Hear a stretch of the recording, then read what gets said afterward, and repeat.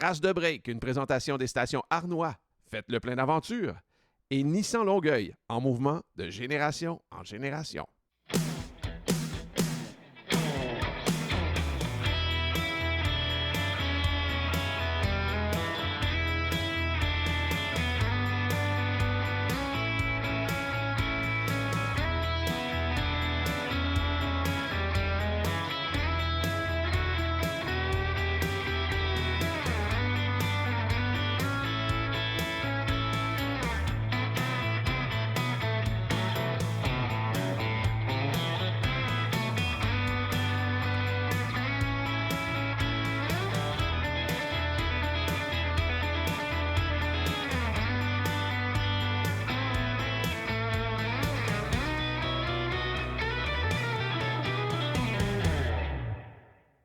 Bienvenue tout le monde au podcast. Bienvenue Pat, bienvenue Carl. Comment vont les boys? Très bien, monsieur Ouais, vous-même. non, ça va bien, ça va bien. Aujourd'hui, Carl, on va recevoir un invité. J'ai l'impression que ça peut sentir le caoutchouc brûlé, le tire brûlé. Hein? Ça va sentir le talent puis l'acharnement aussi. Écoute, Alex Tagliani, c'est quelqu'un que j'admire énormément, tout d'abord. Je le nomme direct, pas de tapage, Ben oui, c'est pas ça. de suspense. Il Il n'y en a pas de Le suspense. punch. Ah non, il n'y en a Ouais. pas de problème, mais c'est quelqu'un que j'admire depuis des années parce que pour durer dans le sport automobile, ça prend pas juste du talent, ça prend de l'acharnement. Il faut que tu sois bon avec les relations avec les commanditaires. Il faut que tu sois capable d'y aller sans arrêt, de te battre Ouais. année après année parce que les gens pensent que quand ta carrière va bien, c'est facile, ça se renouvelle tout seul. Puis tu le sais, Richard, en télévision, dans le domaine des affaires, il n'y a rien qui se fait tout seul. Jamais. Non. Et Alex est probablement un des plus gros travaillants que j'ai vu de toute ma vie. Et ça dépasse le sport automobile parce qu'au niveau des entreprises et de beaucoup d'autres choses, dont Tag e-Karting, il a réalisé des projets extraordinaires. Donc, c'est un honneur de l'avoir avec nous autres aujourd'hui à Trace de Break. De réussir à l'avoir parce que le gars est occupé. Alex Tagliani, salut! Salut les gars. Premièrement, je le dis en partant, je m'excuse de tout cœur. Je vous promets, on va se reprendre, mais je vais être là avec vous live la prochaine fois. Ouais, t'as eu un petit souci familial, mettons, appelons ça comme ça? Ouais, exactement. C'est une des raisons pourquoi que c'est bon de ne pas avoir des enfants quand je coursais en IndyCar. J'en avais tellement sur les épaules que si tu rajoutais la responsabilité enfant, je ne sais pas si j'aurais pu faire ce que j'ai fait, là. En tout cas, merci pour ton intro, Carl, mais c'est des fois avec un enfant, c'est du sport. T'en as un, deux, trois, un? J'ai une petite fille de 8 OK. ans. OK. Puis, OK, c'est bon. Ben, c'est cool qu'on parle d'enfants parce qu'on va y aller peut-être un peu en ordre chronologique, justement, te concernant, Alex, parce que toi, ça a commencé jeune, la passion automobile. Là. Oui, mais moi, j'ai été entouré de courses automobiles quand même très jeune. Mon père était mécanicien, il avait un garage de mécanique. Donc, pour une raison quelconque, j'ai commencé à scier des tuyaux. Ensuite, j'ai voulu les souder, les remettre, les raboutiner ensemble. Il m'a montré comment souder. Je passais mon temps là, tout le temps après l'école. Et puis, à un moment donné, mon père s'est mis à préparer des moteurs de motoneige pour les Villeneuve. Il a commencé à s'occuper d'une équipe de course auto en série Rothmans Porsche. Il a fait venir la catégorie Formule 125 au Québec. Il y avait le journaliste Gilles Boursier de la presse qui s'occupait du marketing, Francis Cardol des carrosseries, puis mon père, c'était tout ce qui était châssis, moteur. Ils ont parti cette catégorie-là, dont on a vu plusieurs pilotes québécois débuter, les Claude Bourbonnais, Christian Vandal, Stéphane Proulx de ce monde. Et mon père préparait aussi des moteurs de Formule Atlantique, toutes sortes de voitures de Ah, course ouais. sur glace. Et puis là, à un moment donné, tu avais moi qui était dans un garage à tous les jours après l'école. Puis après ça, tu avais le kid qui suivait son père au Mont-Tremblant, à Sannerre, à Saint-Eustache, à Deux-Montagnes. Puis, tu sais, c'est drôle parce que j'en parlais justement il n'y a pas longtemps quand on a fait l'annonce à Québec. J'ai vu Jacques Bienvenu. Puis Jacques Bienvenu coursait avec la voiture Dicom, une Golf, puis mon père avait déjà joué dans ses moteurs. Et, et quand un des pilotes que mon père préparait gagnait, j'étais là sur le bord de la piste, puis je voulais faire le tour d'honneur avec le drapeau, puis là, il plantait le drapeau à demi dans le toit par un trou. Puis là, je le tenais, tu sais, puis je me tenais après la roll bar. Et puis, c'était Jean-Guy Courcelles qui était, Courcelles qui était le directeur de course ou le flagman. Puis combien de fois qu'il m'a chicané parce que j'avais pas l'âge pour être dans les puits, tu sais, pour avoir une passe, pour être dans un hot pit. Ça prenait dans le temps, je pense, minimum 16 ans ou 18 ans. Mais écoute, je pense que tout le monde, la course automobile au Québec, là, il voyait à quel point que je voyais juste des chars dans mes yeux, puis il me laissait faire le tour d'honneur avec les pilotes gagnants, si c'était des pilotes que mon père préparait les voitures. Fait que, longue histoire courte, j'ai été là-dedans, j'ai mangé de l'huile puis du gaz pendant toute ma jeunesse. Et puis, à un moment donné, mes parents m'ont mis dans un avion, ils m'ont envoyé en Italie. Et mon grand-père, du côté de ma mère et mon père, devaient me recevoir pendant 3 mois pour apprendre à parler l'italien. Puis c'était mes vacances d'été. C'était pour apprendre à parler la langue. Et donc, je me suis retrouvé du côté à ma mère, c'était un artiste. Tu sais, il faisait des lunettes avec l'acrylique. Du côté à mon père, c'était l'autre mécanicien qui était ici au Québec, mais qui a dû quitter pour l'Italie parce qu'il y avait de l'asthme chronique, puis l'hiver était vraiment tough sur ses poumons. Fait que on est parti de l'aéroport, il m'a ramassé à l'aéroport de Milan. On a quitté, on est allé directement dans une petite usine qui s'appelait Calicart, aujourd'hui CRG, et il m'a acheté un petit go-kart. Il a mis Hey. ça dans la valise de la Volkswagen Rabbit, là, la valise ouverte. Le kart dépassait. Il a attaché ça avec un tie-down. Puis on est allé chez lui. Et évidemment, j'étais supposé faire une semaine, mais ça s'est retrouvé que je voulais pas mal passer plus de temps avec le grand-père qui avait des bébelles. Ça ronronnait. Fait que, il m'a fait faire du karting. Et puis, à un moment donné, il a appelé mes parents, puis ils ont dit, gars, c'est les championnats du monde de kart. Si tu veux, je vais l'inscrire. Puis là, ma mère, à distance, elle a dit non, elle voulait pas. Fait qu'il m'a fait pratiquer. Puis mon grand-père a rappelé, il dit, écoute, il va vraiment vite. Tu sais, il est à 1/10 des temps là, qui se roule. Fait que ça vaudrait la peine de l'inscrire, mais mes parents, tu sais, comme à distance, n'ont pas voulu. Fait que j'ai continué à faire de la pratique. Et après les vacances d'été, le kart a été envoyé par bateau. Il est arrivé et là, il était dans le garage chez mon père. Puis, tu sais, t'imagines un kid de 10 ans, un kart, puis il y a 6 pieds de neige dehors. Écoute, j'avais hâte en tabarouette que ça fonde. Et des fois, même, je m'endormais dans le kart, dans le garage. Puis ça a commencé comme ça. Puis j'ai continué à suivre mon père aux courses. Mon père m'a fait faire du karting et avec les moyens du bord. Donc, puis j'ai resté dans le karting quand même assez longtemps. Puis j'ai assez appris vite que c'est sûr que ça allait pas être l'argent de la famille puis les fonds de la famille qui allaient m'amener dans la course. Mais comme tous les jeunes, je regardais la télévision puis je regardais les courses de Formule 1, je regardais les courses d'IndyCar puis tu sais, je voulais en faire, mais je savais que j'allais être limité à un moment donné. Fait que là, j'ai commencé à faire des soupers bénéfices. J'ai commencé à faire un paquet d'affaires pour essayer de me donner la chance de courir. Puis finalement, dans tout mon cheminement, j'ai réussi, là, tant bien que mal.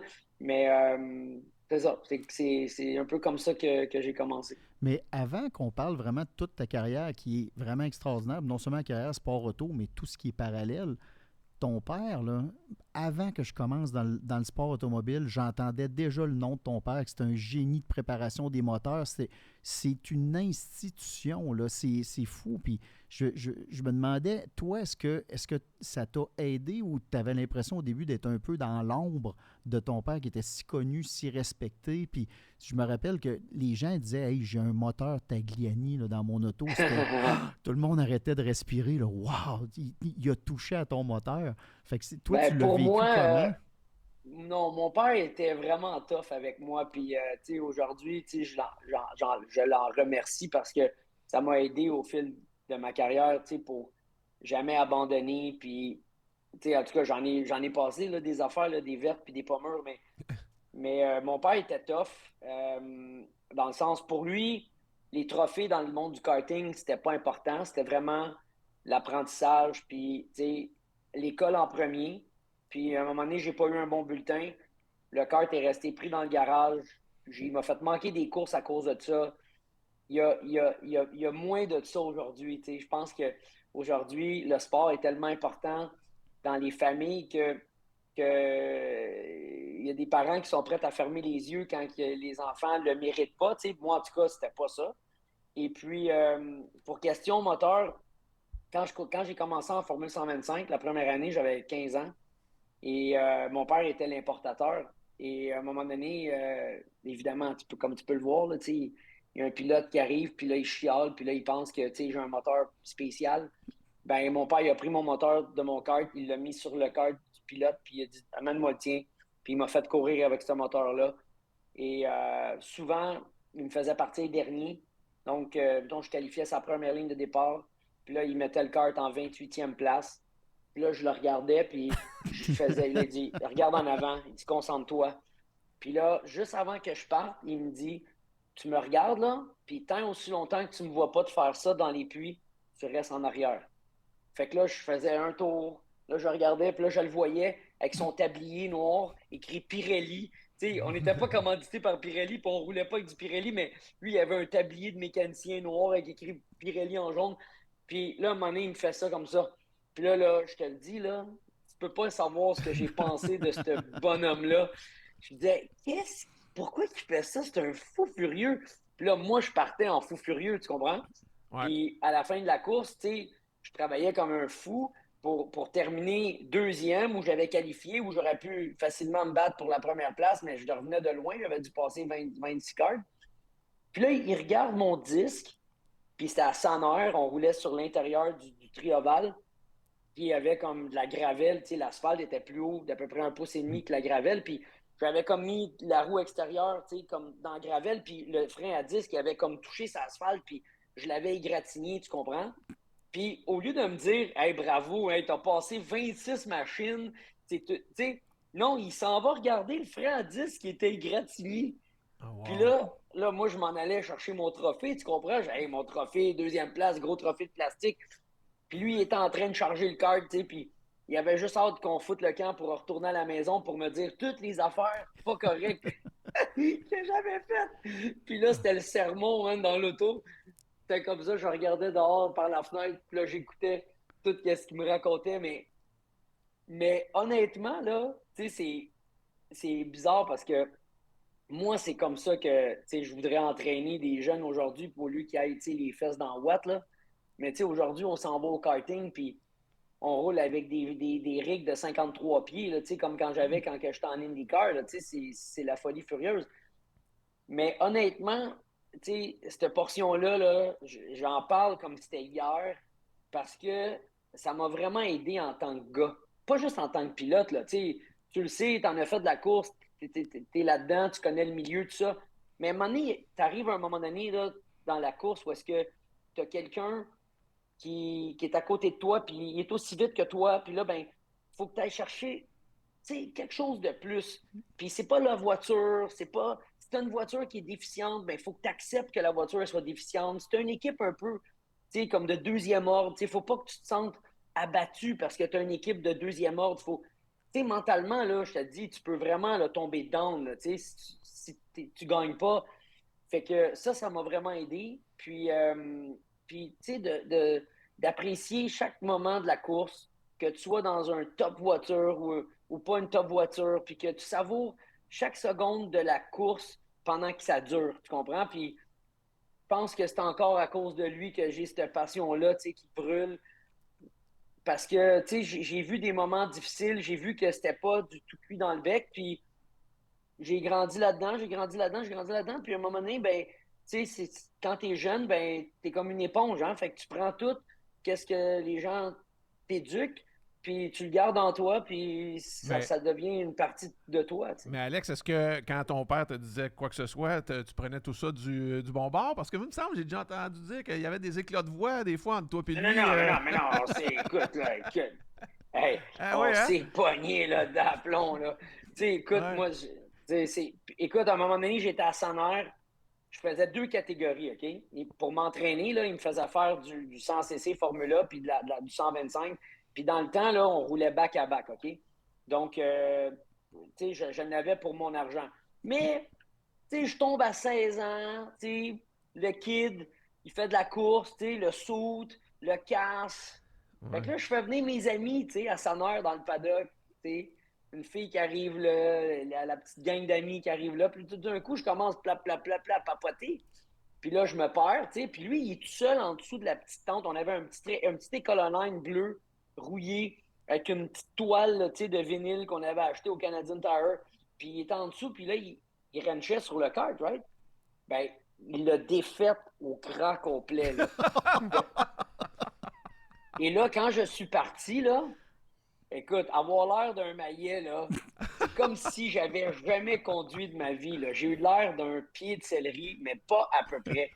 Quand je suis revenu, là, j'ai dit, mais c'est quoi cette vidange-là? Là, premièrement, avant de dire vidange, Ouais. là, tu vas me dire, qu'est-ce que le kart fait, là? Puis la prochaine fois, là, au lieu d'aller papoter là, avec toute ta petite clique, là, tu resteras ici avec moi puis donner un coup de main à ton père, là, puis, je ne changerai pas le kart. Mais avant qu'il change quoi que ce soit sur le kart, il a bien fallu que je lui dise tout ce que le kart faisait. Ah, Ouais. il glisse en avant, je trouve que, oups, je frottais, là, avant, il ne frottait pas du tout. C'est là, ah, il frotte, ouais, OK, je l'ai baissé de 3 mm, je t'ai fait sortir avec la pression à 10 au lieu de 12. Puis il me disait, quand je trouvais de quoi, il me le disait. Puis là, après ça, il n'y a pas d'autre chose. Il me semble qu'en arrière, je ne sais pas pourquoi, mais j'ai l'impression qu'il est trop grippé du derrière. Je ne suis pas capable de le faire sortir du coin. Là, il dit, je l'ai mis plus étroit, fait que là, je vais te l'ouvrir. Écoute, là, c'était la folie, là.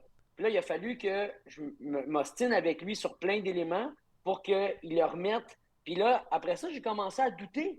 Fait que là, je dis, t'es sûr que tu as tout remis comme avant?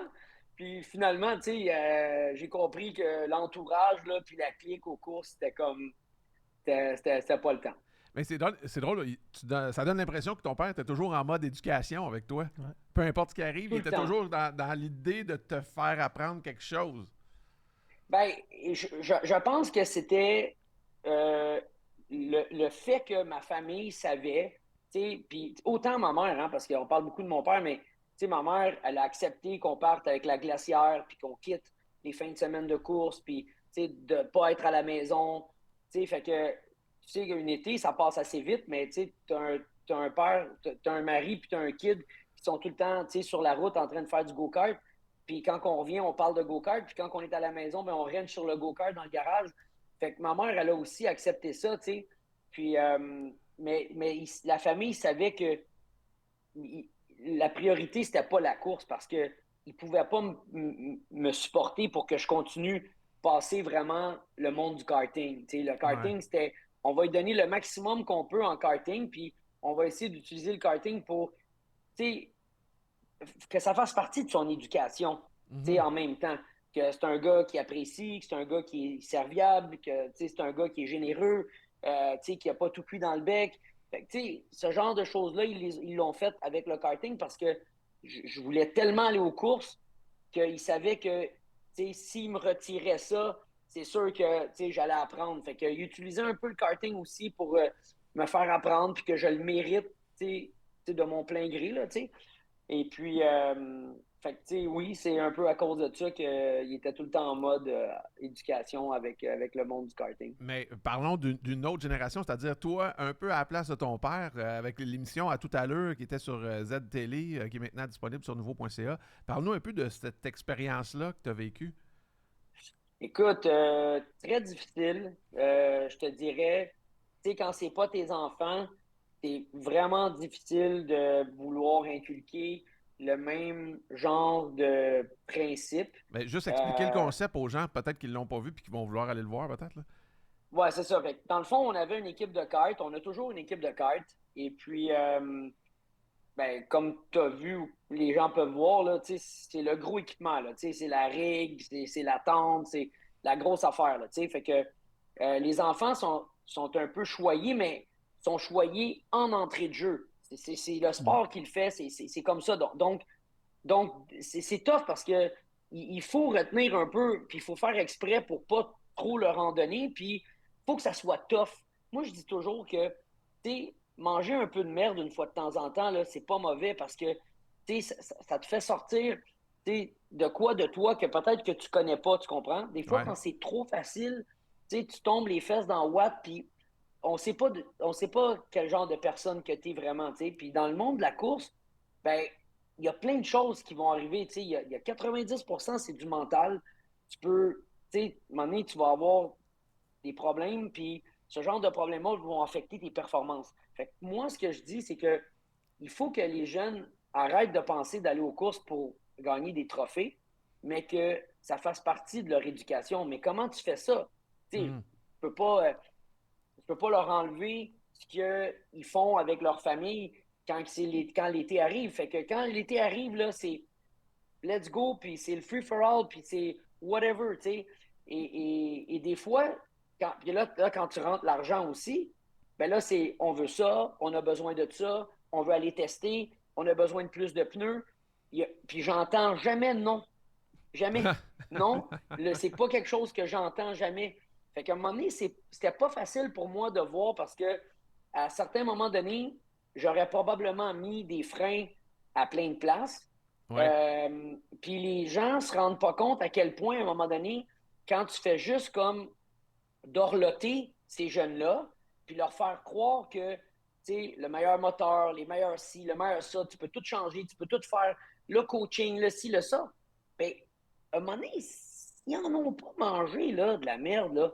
Quand Ouais. ils vont en avoir besoin de sortir quelque chose de plus de leur corps, là, est-ce qu'ils vont être capables? On le sait pas. C'est la question qu'on se pose tous. Fait que dans Mais la moi, série, là, excuse-moi. Ouais, dans la série, mais c'est ça. moi, C'est toi qui coaches des kids de 10-11 ans en karting. Est-ce que tu trouves que tu voyais ton père des fois, parce que dans la bande-annonce, par exemple, on te voit dire hey, tu gagnes en équipe, tu perds en équipe. Là, tu as été selfish. Tu sentais-tu des fois que tu entendais ton père te parler à l'époque quand tu as participé à cette émission-là en tant que ah, coach, j'imagine? C'est un peu ça le c'est titre. dur. C'était dur de me séparer de ça. C'est sûr, il y a des fois, il y a des choses qui sortent de moi, qui viennent de ce que j'ai appris. Puis si ça n'était que de moi, c'est sûr que je ferais plein de choses pour ces jeunes-là comme mon père a fait, Ouais. mais je Mais peux là, pas me le permettre, tu c'est sûr. comprends? Je peux pas. Le gars qui qualifie deuxième, il est tellement content d'être deuxième, je me vois pas aller lui dire écoute, on va te faire partir dernier. Ouais, Et le ouais. père C'est va pas me tes scalper, enfants. là. Ah ouais. Puis dans la C'est pas série le ici, on voit aussi un des. Je ne sais pas quel est son rôle là-dedans, mais un père, probablement, qui dit le problème, souvent, c'est les parents. C'est un peu comme le Ah oui, hockey, des fois, on se dit ça, des fois, les ben parents oui. sont. Ouais. C'est sûr. Moi, je pense que c'est encore pire la course. On le voit aujourd'hui. Écoute, c'est drôle que tu dises ça, mais si on suit un peu la Formule 1, là, écoute, le père de Max Verstappen, là, il prend de la place dans un paddock en ce moment. Là. Il est à la tête d'une saga en ce moment dans une équipe de Formule 1. Donc, imagine-toi comment tu peux dire, oui, des fois, les parents sont trop présents, puis des fois, ils se le font dire. Là, puis je pense, Lewis Hamilton, il a fait un commentaire en voulant dire, moi, mon père, j'ai une super bonne relation avec moi, mais quand je suis dans un paddock de Formule 1, il est là pour me regarder, puis il est là pour être spectateur, puis il est là pour que le soir, on aille manger au restaurant, mais pas plus, là. Fait, des fois, ça dépend de la personnalité des gens, mais oui, ça peut être un problème, puis le À, mieux, c'est d'essayer d'éviter ça. à ce niveau-là, Alex, ça t'es-tu déjà arrivé que tu brasses un petit peu un kid puis que le père fasse non, vas-y mollo ou peu importe? Ou est-ce que les parents voient, dans le fond, tout ce que tu peux apporter à leurs jeunes pour une future possible carrière? Non, au contraire, j'ai eu des parents qui m'ont demandé Débrassé. d'être plus sévère, d'être plus strict. Mais des fois, le problème, c'est que les actions ne suivent pas de leur côté. Ouais. OK? Donc, sans nommer de nom ou sans faire d'allusion à quoi que ce soit, mais je veux dire, tu peux pas éduquer un enfant qui est extrêmement gâté puis qui sait qu'il vit dans un environnement de chance. Puis, j'en parlais l'autre fois avec ma femme puis avec mes parents. Aujourd'hui, je trouve que c'est encore plus dur d'élever les enfants parce que quand moi, j'étais en train de grandir dans mon environnement à moi, c'est pas compliqué de voir qu'il y avait une limite, là. Mais, tu sais, toi, tu veux donner tout à tes enfants. Tu veux pas faire exprès pour pas leur donner de bottes, là. Je veux pas exprès pour envoyer ma fille, dehors, pas de bottes, puis qu'elle gèle les pieds. Mais je veux lui montrer que elle peut pas traiter ses bottes, comme de la merde. Puis elle peut pas piler sur le dos de la botte. Elle peut pas les garocher partout. Puis quand elles sont mouillées, ben, je veux qu'elle les sèche, puis qu'elle en prenne soin. Puis qu'elle pense pas qu'il y a 8 paires de bottes qui l'attendent en arrière, là. Tu comprends?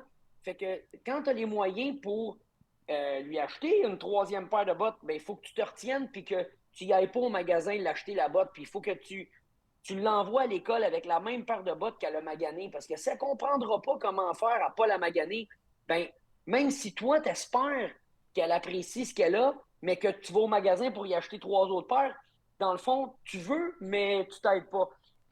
C'est un peu ça, des fois, c'est difficile. Puis la course automobile, c'est un milieu qui est tough parce qu'il y a de l'argent impliqué. Fait que ça Beaucoup. coûte beaucoup d'argent, ça coûte des cartes, ça coûte de l'argent, des moteurs, ça coûte de l'argent.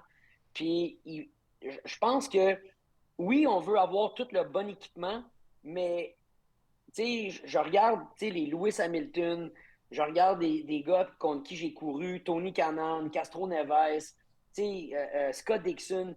On a dormi dans des shops, on n'avait rien. Quand on allait aux courses, on n'avait pas assez d'argent pour payer le billet d'avion puis l'hôtel, fait qu'on dormait dans notre voiture, dans un sleeping bag, dans des voitures, des budgets de courses qui coûtaient 1 million US par année, puis on allait là avec l'argent du bar. Tu avais des gars dans notre catégorie qui dormaient dans des motorisés d'1,2 million US, là. Puis moi, j'avais pas assez d'argent pour payer l'hôtel, puis je coursais déjà en Formule Atlantique. Fait que c'est sûr qu'un pilote, ben, tu prends un pilote comme ça, puis que tu y enlèves un peu son confort, ben, il va dire, ben, moi, je n'irai pas aux courses si je suis pas capable de dormir dans un motorisé d'1,2 million. Moi, c'est pas une question que je me posais. Moi, j'aimais bien mieux être dans l'auto, conduire, puis avoir la chance de conduire. Puis j'acceptais de dormir dans mon sleeping bag la nuit, là, dans la voiture. Fait que c'est un peu ça, c'est l'équilibre entre on est capable de donner parce qu'on peut se le payer, mais comment faire pour le donner au compte-gouttes pour Ouais. pas que Donner de la pour que valeur. les enfants évaluent de la meilleure façon. Ouais. Un exemple bête, là, mais est-ce que toi, tu es genre à dire aux enfants, ça serait le fun si vous faisiez, mettons, des test day avec des vieux pneus pour apprendre quand ça glisse puis quand le kart va pas bien? Ou est-ce que tu aimes mieux qu'ils roulent toujours avec des pneus neufs pour vraiment sentir ce qu'ils vont ressentir d'un week-end de course? Tu vois ça Hey, comment, toi, la t'es bon. Hey, toi, préparation? tu me pitches des questions, man, justement, là, c'est les questions de l'heure, OK? Oh my God. OK. Oui, mais non. C'est compliqué. Je vais t'expliquer. Parce que les jeunes d'aujourd'hui, OK, ils veulent rouler en malade, OK? Fait que c'est comme brûle du gaz, puis brûle des pneus. Je vais rouler tout l'été jusqu'à temps qu'il commence à neiger. C'est correct, mais on veut pas non plus que ça soit des pilotes bâtis. On veut qu'ils roulent pour que ça en vaille la peine. Moi, je trouve que des fois, là, de mettre 1000 km qui n'est pas effectif, c'est moins bon que d'en faire 100 qui est comme ça à coche. Quand tu es un pilote, là, puis tu es capable de tourner à droite, à gauche, tu connais les lignes, tu connais la piste, faire 900 km de plus, à un moment donné, c'est juste de l'amusement. Ça ne te rend pas meilleur. Puis rouler sur des vieux pneus, juste sur des vieux pneus, la problématique que les jeunes ont aujourd'hui, c'est qu'ils ont besoin de développer leur côté technique, OK? Puis là, quand ils sont sur des vieux pneus, le danger avec ça, c'est qu'ils disent tout de suite que le kart n'est pas bon parce qu'ils ont des petits cadrans, là, puis là, le temps là, est comme 8 dixièmes plus lent que qu'est-ce qu'ils ont déjà fait. Fait que là, le kart vaut de la marge. Ah, le kart n'est pas bon. Le setup n'est pas bon. Puis là, tu as le mécano qui change l'axe arrière, la hauteur, les spindles en avant, la largeur, la guire. Il n'y a plus rien de bon. Mais il faut juste que le gars mette un set de pneus. Puis là, tout d'un coup, il fait les temps. Parce que le pneu, mais les gens ne sont pas capables de dire c'est la piste qui n'est pas bonne aujourd'hui, c'est le pneu qui n'est pas bon aujourd'hui, ou si je mets des pneus neufs, le kart est correct. Ils vont se fier à ce que le kart leur dit. Puis c'est parce qu'il y a un manque d'expérience, tu comprends? Des fois, tu vas mettre 25 cartes de location sur la piste, ils vont enlever toute la gomme, puis en l'espace de 25 minutes, tu vas perdre une demi-seconde. Mais change pas le kart, là. Il faut que tu sentes que le kart a dégradé à cause que la piste a dégradé. Parce que sinon, tu peux te perdre, là. Il y a peut-être 1000 ajustements. Puis là, tu t'en vas, là, puis là, tu lances des dards, là, comme ça, avec un bandeau à l'aveugle. Puis là, tu essaies de pogner le setup, mais tu ne pogneras jamais rien parce que tu n'as aucune idée pourquoi le kart fait ça. Fait que ta question n'est pas si facile parce que oui, quand tu vas tester pour l'amusement, je préconise, mets des vieux pneus puis gaspille pas d'argent. Mais s'il vous plaît, reviens pas à la fin de la session avec des pneus de 90 tours puis me dire qu'il faut changer le kart parce que le setup n'est pas bon. Tu peux pas le savoir que le setup n'est pas bon. Mets un set de pneus neufs, va faire 4 tours, mets-les de côté, marque 4 tours sur les pneus, gardez parce qu'à 4 tours, ils vont être super bons pour le futur. Mais au moins, va te confirmer où est-ce qu'elle est rendue la piste. Parce que sinon, tu vas être perdu. Tu vas scraper le setup, tu vas dire que le kart allait pas bien, mais quand tu vas mettre 4 pneus neufs, tout d'un coup, tout apparaît. Puis on essaye de... Je pense que le plus gros challenge qu'on a avec les kids aujourd'hui, c'est vraiment le côté technique, de l'ajustement, puis de faire en sorte qu'ils sont capables d'évoluer avec la piste. C'est pas vraiment loin que la Formule 1, un kart, là. La piste évolue, elle change de jour en jour, elle change de session en session. Puis des fois, les gars, ils se font prendre, puis ils savent pas qu'est-ce qui leur arrive. Puis c'est ça qui leur manque un petit peu. Mais c'est drôle que tu dis ça, Alex, parce que quand tu as commencé en sport auto, il y a de cela quelques années, tu n'avais pas des Alphano puis des 1000 affaires qui te donnent tes temps automatiques puis tes intervalles, puis si tu es plus rapide, moins rapide, c'était tes fesses puis tes mains. Comment se fait qu'à ce moment-là, tu étais capable d'avoir cette compréhension-là de la machine, puis de comprendre si tu les pneus, la piste, les ajustements, puis qu'aujourd'hui, avec tous les outils de mesure, ils soient un peu perdus? On se fie-tu trop à la technologie, passer au filet?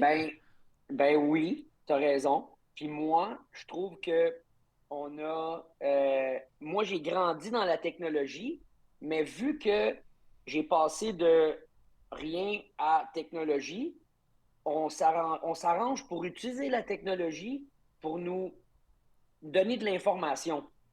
Fait que il me manque un dixième, il est où?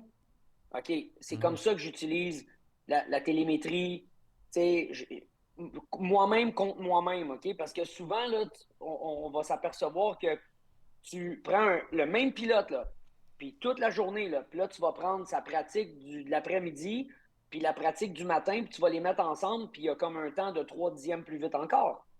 Parce qu'il n'a pas fait le virage 1 et 2 comme il l'a fait le matin, mais le soir, il a fait le 1 et 2 plus lent, mais il a fait le 3 et 4 plus vite. Fait que tu utilises la télémétrie pour ce genre d'informations-là. Eux, ils grandissent, ils tombent dans un kart avec toutes les données. Fait que moi, j'ai l'iPad, je regarde toutes les données télémétriques du kart, puis je peux leur dire à quel régime moteur ils arrivent au bout de la ligne droite. Fait que les autres, il y a quelqu'un qui va leur dire que le moteur ne tourne pas assez, fait qu'ils n'ont pas la bonne gear. Fait que, tandis qu'avant, il n'y avait personne, il n'y avait pas de télémétrie pour te le dire. Fait que si tu pensais que tu n'avais pas la bonne gear, quand tu sortais en piste, la priorité que tu avais, c'était arrange-toi pour trouver la gear. Aujourd'hui, on le voit encore, je passe 2 jours avec les gars, puis ils finissent une finale, puis on ne sait pas si on avait la bonne gear. Mais ça fait comme 2 jours qu'on est ici. Qu'est-ce qui fait que, tu sais, va pogner une draft, va suivre un autre pilote, essaye de le trouver après 2, 3 pratiques, mais, tu sais, mets l'emphase là-dessus. Fait que, oui, il y a de la technologie, puis oui, il y a de la télémétrie, mais vu qu'ils sont nés là-dedans, peut-être qu'ils s'attendent que l'information leur soit donnée. Tandis que vu qu'avant, on ne l'avait pas, Fallait que on tu ailles la grattait chercher. pour essayer. Fallait que tu ailles la chercher. Ouais. Puis là, à un moment donné, quand on est tombé dans la technologie, bien, on était quand même habitué de travailler par nous autres mêmes pour trouver des choses. Bien, la technologie, on ne l'utilisait pas pour que quelqu'un nous dise « Hey, j'ai pas la bonne deuxième vitesse, j'ai pas la bonne sixième vitesse. » On leur disait tout de suite à l'ingénieur, il me semble que la sixième là, n'est pas bonne, puis la deuxième, elle serait mieux si elle serait plus longue. Puis après ça, lui, il validait avec la télémétrie, tu comprends? Fait qu'aujourd'hui, ben, puis tu n'as pas le choix de l'utiliser parce que c'est tellement un outil important pour améliorer un pilote que si tu ne l'utilises pas, ben, tu vas rester en arrière anyway. C'est pour ça que c'est l'équilibre encore de comment tu fais pour essayer de développer un pilote parce qu'ils sont dans l'âge de de tout absorber, tu comprends? Puis si ils arrivent à un 17, 18, 19 ans, puis ils n'ont pas absorbé tout, ben ils vont tomber dans une équipe où un jour, ils ont une opportunité en or de faire un test, ben ils vont jamais être prêts, là. C'est pour ça que moi, j'ai dit à mes gars, je dis, guys, le jour là, que vous avez la chance d'avoir un téléphone, puis Andretti ou Penske vous appelle pour faire un test, là, ben appelez-moi, là, je vais vous donner plein de choses à faire parce que vous allez avoir l'air, pas préparé, puis eux autres, là, ils s'attendent pas à vous donner de l'éducation. Eux autres, ils s'attendent que vous arrivez là puis que vous les épatez au niveau technique comme sur la piste. Mais juste sur la piste, si tu arrives là puis tu dis OK, good, merci, il est où mon siège puis où mon volant, puis tu embarques dans la voiture, mais tu t'es pas renseigné si quel genre de master de frein tu vas-tu prendre celui de Tony Kanaan, tu vas-tu prendre celui de Joseph Newgarden, parce que tu n'as peut-être pas la même jambe que ces gars-là, là. Puis si toi, il faut que tu pousses 1200 livres de pression, mais tu as une petite jambe faible, ben t'es bien mieux de faire rapetisser tes master cylindres parce que tu ne réussiras jamais à freiner comme eux. Puis là, tu n'exploiteras pas ton potentiel pour une picadille, là. Fait que t'es mieux d'arriver dans le shop puis de dire, OK, les gars, quel master vous utilisez? Je peux-tu m'asseoir dans la voiture puis peser sur la pédale à frein puis voir c'est quoi la pression que Tony Kanaan utilise? 1400, OK. Moi, j'ai quoi? 800. Ben, je pense pas que je vais être confortable de pousser bien plus que ça. Ça, c'est ma force. Est-ce qu'on pourrait ajuster les masters pour matcher celle de Tony? Ben là, quand tu commences à parler comme ça, quand ils vont mettre la voiture en piste pour tes tests, tu as une chance de bien paraître. Mais si tu fais pas ça, là, tu peux aller en piste, puis là, t'es bon, là, t'es super bon, t'aurais pu être bon, mais t'as l'air d'un maillet parce que il te manquait un peu de connaissances techniques pour amener la voiture à être prête pour toi. Mais parce que c'est pas fair, là, tu t'embarques un jeune pilote là, de 17 ans avec une jambe grosse de même, puis il roule dans la voiture que Canan vienne de piloter, mais lui, il a une cuisse grosse de même, puis quand il appuie sa pédale à frein, il pousse comme un animal. C'est pas Ben, ça fair doit être pour toi. rassurant pour eux autres aussi, pour l'équipe, de dire ah, OK, le kid, il a bien fait ses devoirs parce qu'il pose les bonnes questions, il demande les bonnes choses aussi. Fait que tu dis OK, on a un kid qui est mature, si on veut, au Mais niveau tu de vois dans ça, là, l'expérience. ce que je viens de dire, là, il n'y a pas de trophée de plastique, puis il n'y a Mm. pas de drapeau à damier, là, tu sais. Parce qu'il y a tellement un monde de choses à essayer d'inculquer aux jeunes pour les aider qui sont autres les Ouais. performances immédiates de la piste, tu comprends? Puis quand tu es trop, tu sais, comme un cheval de course avec des ornières sur le côté, puis tu es trop focusé juste sur la performance du week-end, Ouais. ben, tu mets de côté peut-être des choses qui vont être importantes pour le Fait futur. que toi, dans le fond, t'es un peu comme Monsieur Miyagi, là, qui C'est fait ça, j'allais dire, frotter, drette là. cirer, frotter, cirer. Il comprend pas pourquoi il fait ça. Tu sais, quand t'as une minute, tu vas comprendre un moment donné. C'est une très bonne analogie. Mais parlant de M. Miyagi, Ah, justement, ben, Colin, je pensais pas t'allais faire un lien avec Monsieur puis Miyagi. c'est une question qui me vient de ma famille, mais de beaucoup d'autres, parce que tu sais, comme toi, tu dois recevoir un paquet de messages par Facebook ou peu importe de gens qui posent des questions sur le métier, le sport auto, etc. Un jeune qui ne veut pas nécessairement faire carrière en sport automobile, qui a des parents qui ne sont pas nécessairement fortunés, est-ce qu'il peut s'amuser régulièrement pendant un été en kart? Puis si oui, je sais que tu as le centre Tag e-karting, il y a beaucoup de pistes extérieures aussi. Ça serait quoi, mettons, pour un jeune qui veut rouler régulièrement, qui n'a pas un immense budget, tu l'envoies où, tu le diriges comment, ce jeune-là? Ben, premièrement, moi, je préconise toujours de jamais pitcher un jeune dans la gueule du loup en pleine compétition. Tu as quelqu'un, mettons, qui veut jouer au football, right? Est-ce que tu vas l'envoyer dans la ligne de mêlée dans un tournoi final, peu importe la catégorie de football d'âge que le jeune est? Non. Tu vas commencer à le faire pratiquer, tu vas commencer à le faire toucher au sport. Donc, pour ça, c'est oui, tu as des pistes de karting, des pistes de karting extérieures. Nous autres, on opère la piste de Mont-Tremblant maintenant. On a des karts extérieures sur la même piste de course que les pilotes de compétition roulent avec leurs karts de compétition.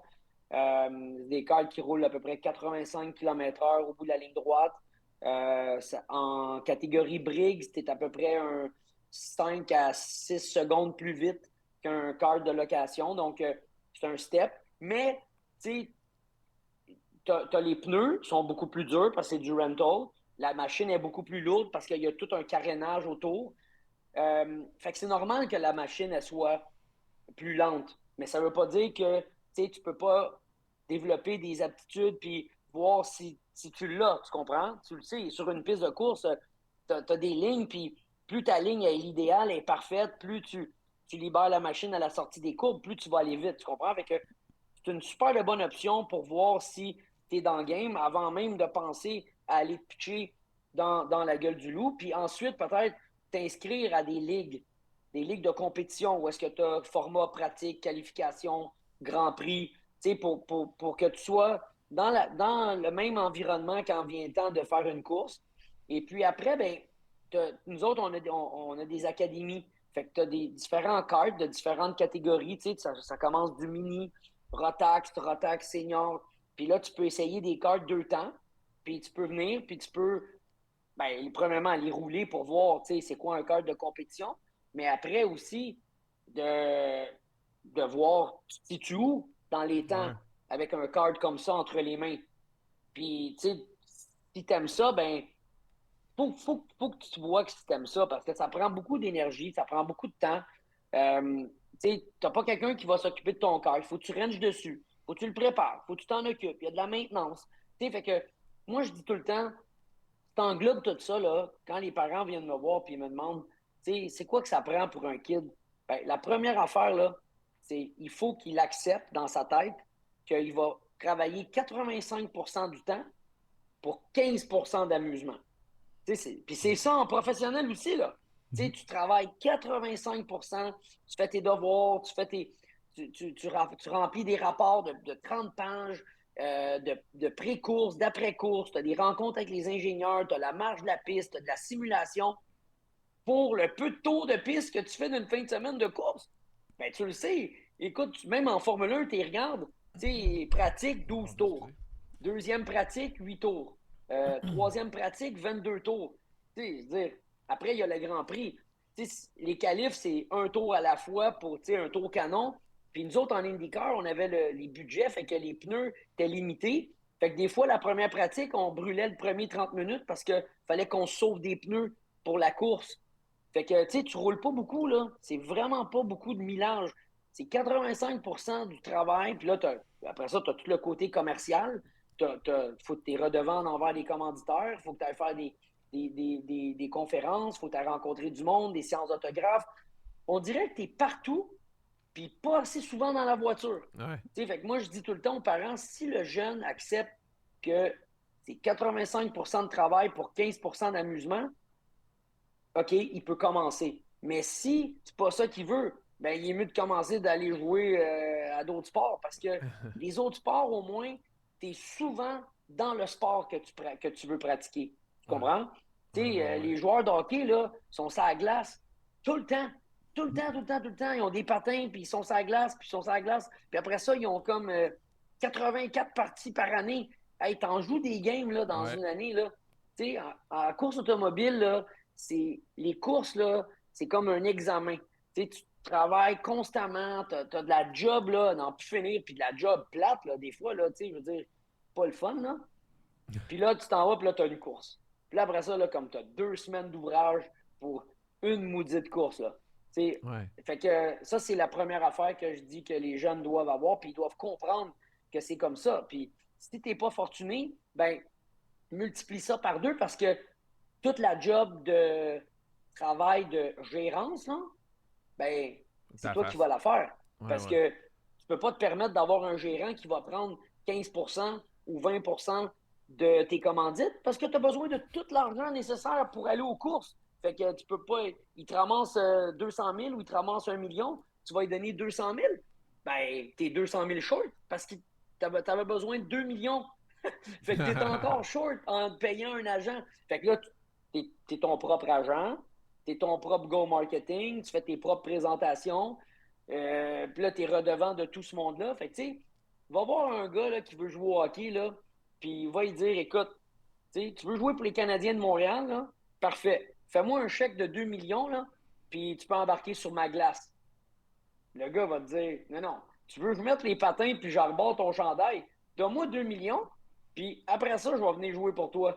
Puis quand tu vas avoir besoin de moi pour faire des conférences puis des visites, ben c'est 25 000 la journée. En course auto, là, l'équipe va te dire tout est blanc. Le trailer est blanc, les chars sont blancs, l'équipe est blanche. Décore-la comme tu veux, mais amène-moi 2 millions. Puis plus tu montes, plus c'est cher. Fait que là, OK, mettons que tu le trouves, le 2 millions, ben l'équipe, eux autres, ils veulent juste leur chèque, là. Quand tu as été demandé 2 millions à du monde, là, ou tu as ramassé ton 2 millions, ben c'est toi qui es responsable, là. Fait que là, il faut que tu organises les rencontres à la piste, il faut que tu leur achètes des billets, il faut que tu leur donnes les accréditations, il faut que tu fasses des présentations, il faut que tu t'occupes du linge. Ben, écoute, là, t'en as de même, là, tu sais, par-dessus les oreilles. Fait que, tu sais, mais si t'as la passion, puis t'aimes ça, comme moi, là, je suis un maniaque drogué de la course, ben, t'acceptes ce genre de choses-là, puis ça fait partie de... Puis, puis même, comme au début, tu disais, puis c'est juste pour la pratique ou c'est juste pour faire quelques courses, moi, je trouve quand même qu'il y a assez à apprendre, puis il y a assez dans le sport auto qui peut t'amener quelque chose de vraiment unique. Parce que le jeune, tu sais, j'en coach encore des jeunes, puis tu sais, je parle au téléphone avec ces gars-là tout le temps, j'essaie de les aider au niveau marketing aussi. Ça veut pas dire je le répète tout le temps, là, ça veut pas dire que tu vas aller en Formule 1 ou que tu vas percer. Mais par le temps que tu as fini ton expérience, peu importe, tu vas être meilleur en marketing, tu vas être meilleur en affaires, tu vas avoir rencontré des gens, tu vas avoir serré des mains, tu vas être dans le milieu des affaires, tu vas t'être mis à plusieurs niveaux, parce que c'est pas juste tourner un volant qui est important, là. Parce que quand tu enlèves ton casque puis tu t'habilles avec ton veston et ta cravate, là, tu as un autre job à faire, là. Ouais. Fait que si tu te rends, mais si tu te rends pas, je peux te garantir que ça va t'avoir amené quelque chose dans la vie que tu vas pouvoir l'utiliser à un moment donné. Puis, regarde, tu t'en parlais au début. C'est un peu la course là, qui m'a donné la chance d'être en affaires aussi. T'sais. J'ai rencontré des gens, j'ai serré des mains, j'ai jamais brûlé des ponts. J'avais un rêve d'être dans le karting, j'avais un rêve de faire quelque chose dans le monde du karting qui était au-delà de mes attentes. Puis ça ne m'intéressait pas de faire une petite piste avec des pneus, là, puis d'aller tourner en rond en 18 secondes. Ça a pris du temps, ça a pris du temps. J'ai cassé la tête à un de mes partenaires, puis j'ai dit j'ai besoin d'un terrain, j'ai besoin d'un mini-meuble, peux-tu m'aider, peux-tu faire. Jusqu'à temps qu'à un moment donné, les astres s'enlignent, puis boum, on lance un centre, puis grâce au centre, on était capable d'avoir une équipe de course, puis tout s'est enclenché. T'sais. Mais justement, le Taggy Karting, parce que c'est de ça dont tu parles, à Sainte-Thérèse, là, c'est toi qui avais la vision déjà de. Parce que c'est un centre, tu sais, je suis pas allé. Carl, t'es allé en fin de semaine passée? Ben, c'était la fête à mon fils, 12 ans en fin de semaine passée, puis c'est là qu'on a été pour aller s'amuser en famille, puis écoute, quel centre extraordinaire, là. Moi, oui, tu vois des photos, mais c'est un des rares endroits où est-ce que tu as beau avoir vu toutes les photos, tous les documents publicitaires, quand tu rentres là, tu fais « Oh, OK, là il l'a sorti du stade, la balle. » Moi, je l'ai vu juste les photos, puis j'étais vraiment impressionné. Là, c'est quelque chose. C'était ta vision au départ? Comment c'est arrivé un peu plus business? Parlons business un peu. OK, ben pour te dire la vérité, tu sais, je voulais être impliqué dans le monde du karting, mais je savais que juste faire une piste, c'est impossible. Parce qu'une piste, à ma vision, sur un plein pied, ça va prendre 150 000 pieds de bâtisse. Puis là, où on va mettre ça? Alors, quand les pistes multiniveaux ont commencé à faire leur entrée, ça, tout de suite, ça a attiré mon attention. Puis là, j'ai dit, OK, avec un pied carré qui est raisonnable, je pourrais me retrouver dans un centre commercial où est-ce qu'il y a de l'ambiance, il y a de l'action. Fait que l'emplacement est important. Il y a du walk-in. Mais quoi faire pour, j'ai souvent fait des événements corporatifs avec des commanditaires dans des pistes de karting, puis il y avait une machine distributrice avec une Kit Kat, puis un Humpty Dumpty, puis une bouteille d'eau, pas fort. Il fallait que j'appelle un service traiteur, whatever, Fait que dans ma tête, là, je me suis dit, OK, si j'ai la chance de tomber sur un emplacement, puis qu'on peut faire une piste multiniveau qui a quand même une très bonne grandeur, où ça va tourner autour de 40 secondes autour, est-ce que est-ce qu'il faut mettre d'autres choses? Fait que là, j'ai commencé à regarder ce qui se faisait ailleurs, j'ai commencé à regarder à travers le monde. Puis là, ben, j'ai vu des emplacements où est-ce qu'il y avait de la restauration, il y avait du bowling, du lancer de la hache, il y avait du laser tag, de la réalité virtuelle, puis des salles corpo pour du team building, ainsi de suite, des parties de Noël. Puis j'ai dit, OK, ben là, si je peux mettre ça tout ensemble, mais qu'au lieu de faire ce que les autres ont fait, puis que quand les gens vont rentrer dans l'immeuble, ils ne verront pas le karting parce que tout ce qu'ils veulent, il y a une piste de karting pour les gens qui veulent faire du karting, mais c'est comme un grand casino, puis le karting, tu ne le vois pas. Moi, je voulais mettre le karting à même l'immeuble, pour que le monde puisse, de la mezzanine, voir la piste en plongée. Fait que là, avec un 45 000 pieds puis 20 000 pieds de mezzanine, ça fait comme 65 000 pieds d'amusement. Ben, il a fallu mettre le restaurant en haut, le bowling en haut, le laser tag entrée en haut, puis faire l'aréna de laser tag en dessous de la piste pour capitaliser sur chaque pied carré, parce que la piste, elle passe en haut, puis tu as ton aréna de laser tag en dessous, fait qu'on perd aucun pied carré. Puis là, pour faire ça, ben, ça prend des gens qui sont top en immobilier, puis qui sont dans le monde de l'immobilier, parce que, je suis dépendant, là, j'ai besoin d'un terrain puis d'un emplacement. Après ça, ça prend du monde dans l'entertainment qui connaissent un peu l'entertainment pour avoir une expertise. Puis dans la restauration. Puis là, ben, j'étais devenu ami avec le président de Saint-Hubert. Puis là, ben, il est partenaire avec moi aussi dans l'entreprise. Puis son expertise au niveau de la restauration fait qu'on est capable de donner un service puis quelque chose de plus que les gens ne s'attendaient pas dans le monde du karting. Ben, Fait que là, d'ailleurs, tout ça on mis est loin du pogo et du hot dog, là, on va se le dire. Hein. Oui, mais tout ça pour la simple et unique raison que j'avais envie d'avoir la haute gamme du karting. Donc là, les cartes qu'on a, ils coûtent à peu près 20 000 la copie. OK? C'est des cartes avec pas de frein arrière, frein avant, différentiel KERS comme en F1, deux moteurs, un par roue, deux batteries de 100 mAh chaque côté. Fait que les cartes sont hyper balancées. Puis la grosse piste là, de fou. Mais là, tu peux pas te permettre ou tu peux pas te justifier ça puis que tu ailles juste du karting, ça marchera pas. Ton pied carré, il n'est pas assez rentable pour te permettre de péter une coche puis de dépenser en malade sur le karting. Mais moi, vu que je Ça te voulais... prend un taux de rétention. Que les gens viennent Ça dépenser ça plus prend que... du revenu au pied carré, tu Ouais. comprends? Fait que le revenu au pied carré a donné la justification de pouvoir s'investir dans le haut de gamme du karting. Tu comprends? Fait que, puis j'ai eu besoin de partenaires pour le faire. Puis en mettant toutes ces visions-là ensemble, puis toutes ces connaissances-là ensemble, ben, on est arrivé à un produit comme tu vois là. Puis il y a d'autres choses qui s'en viennent aussi. On va rajouter des attractions. On a l'intention de faire une salle de simulateur. On a l'intention de faire une autre salle, une aréna de VR encore plus poussée pour une expérience. Et que tout ça, c'est pour qu'on puisse se justifier la grosse dépense du karting, que on est tous passionnés de course, tout ça, mais pour le faire, ça prend le reste qui vient avec. T'sais. Mais ton Taggy Karting à Sainte-Thérèse, ça prend combien de temps de ta semaine ou combien de pourcents de ta semaine en termes de travail, si on veut? Ben, ça dépend des temps de l'année. Ouais. L'hiver, je te dirais moins. On a une super de bonne équipe là, qui s'en occupe. On a un directeur général incroyable. On a vraiment notre staff d'admin est vraiment le top qualité. Puis en ce moment, là, j'ai été quelques fois, puis j'adore les employés qui sont là. Puis je sais pas si c'est parce que les gens aiment ça, je sais pas si c'est l'environnement ou quoi, mais on a vraiment du bon monde. Fait que moi, la manière que je l'évalue, c'est quand je demande aux clients de façon sporadique, ben, tout le monde dit ils ont aimé l'expérience, ils ont aimé l'expérience, ils ont aimé, ils ont aimé. C'est pas parfait, ça peut toujours améliorer, mais j'imagine que c'est à cause de notre staff, en prime abord.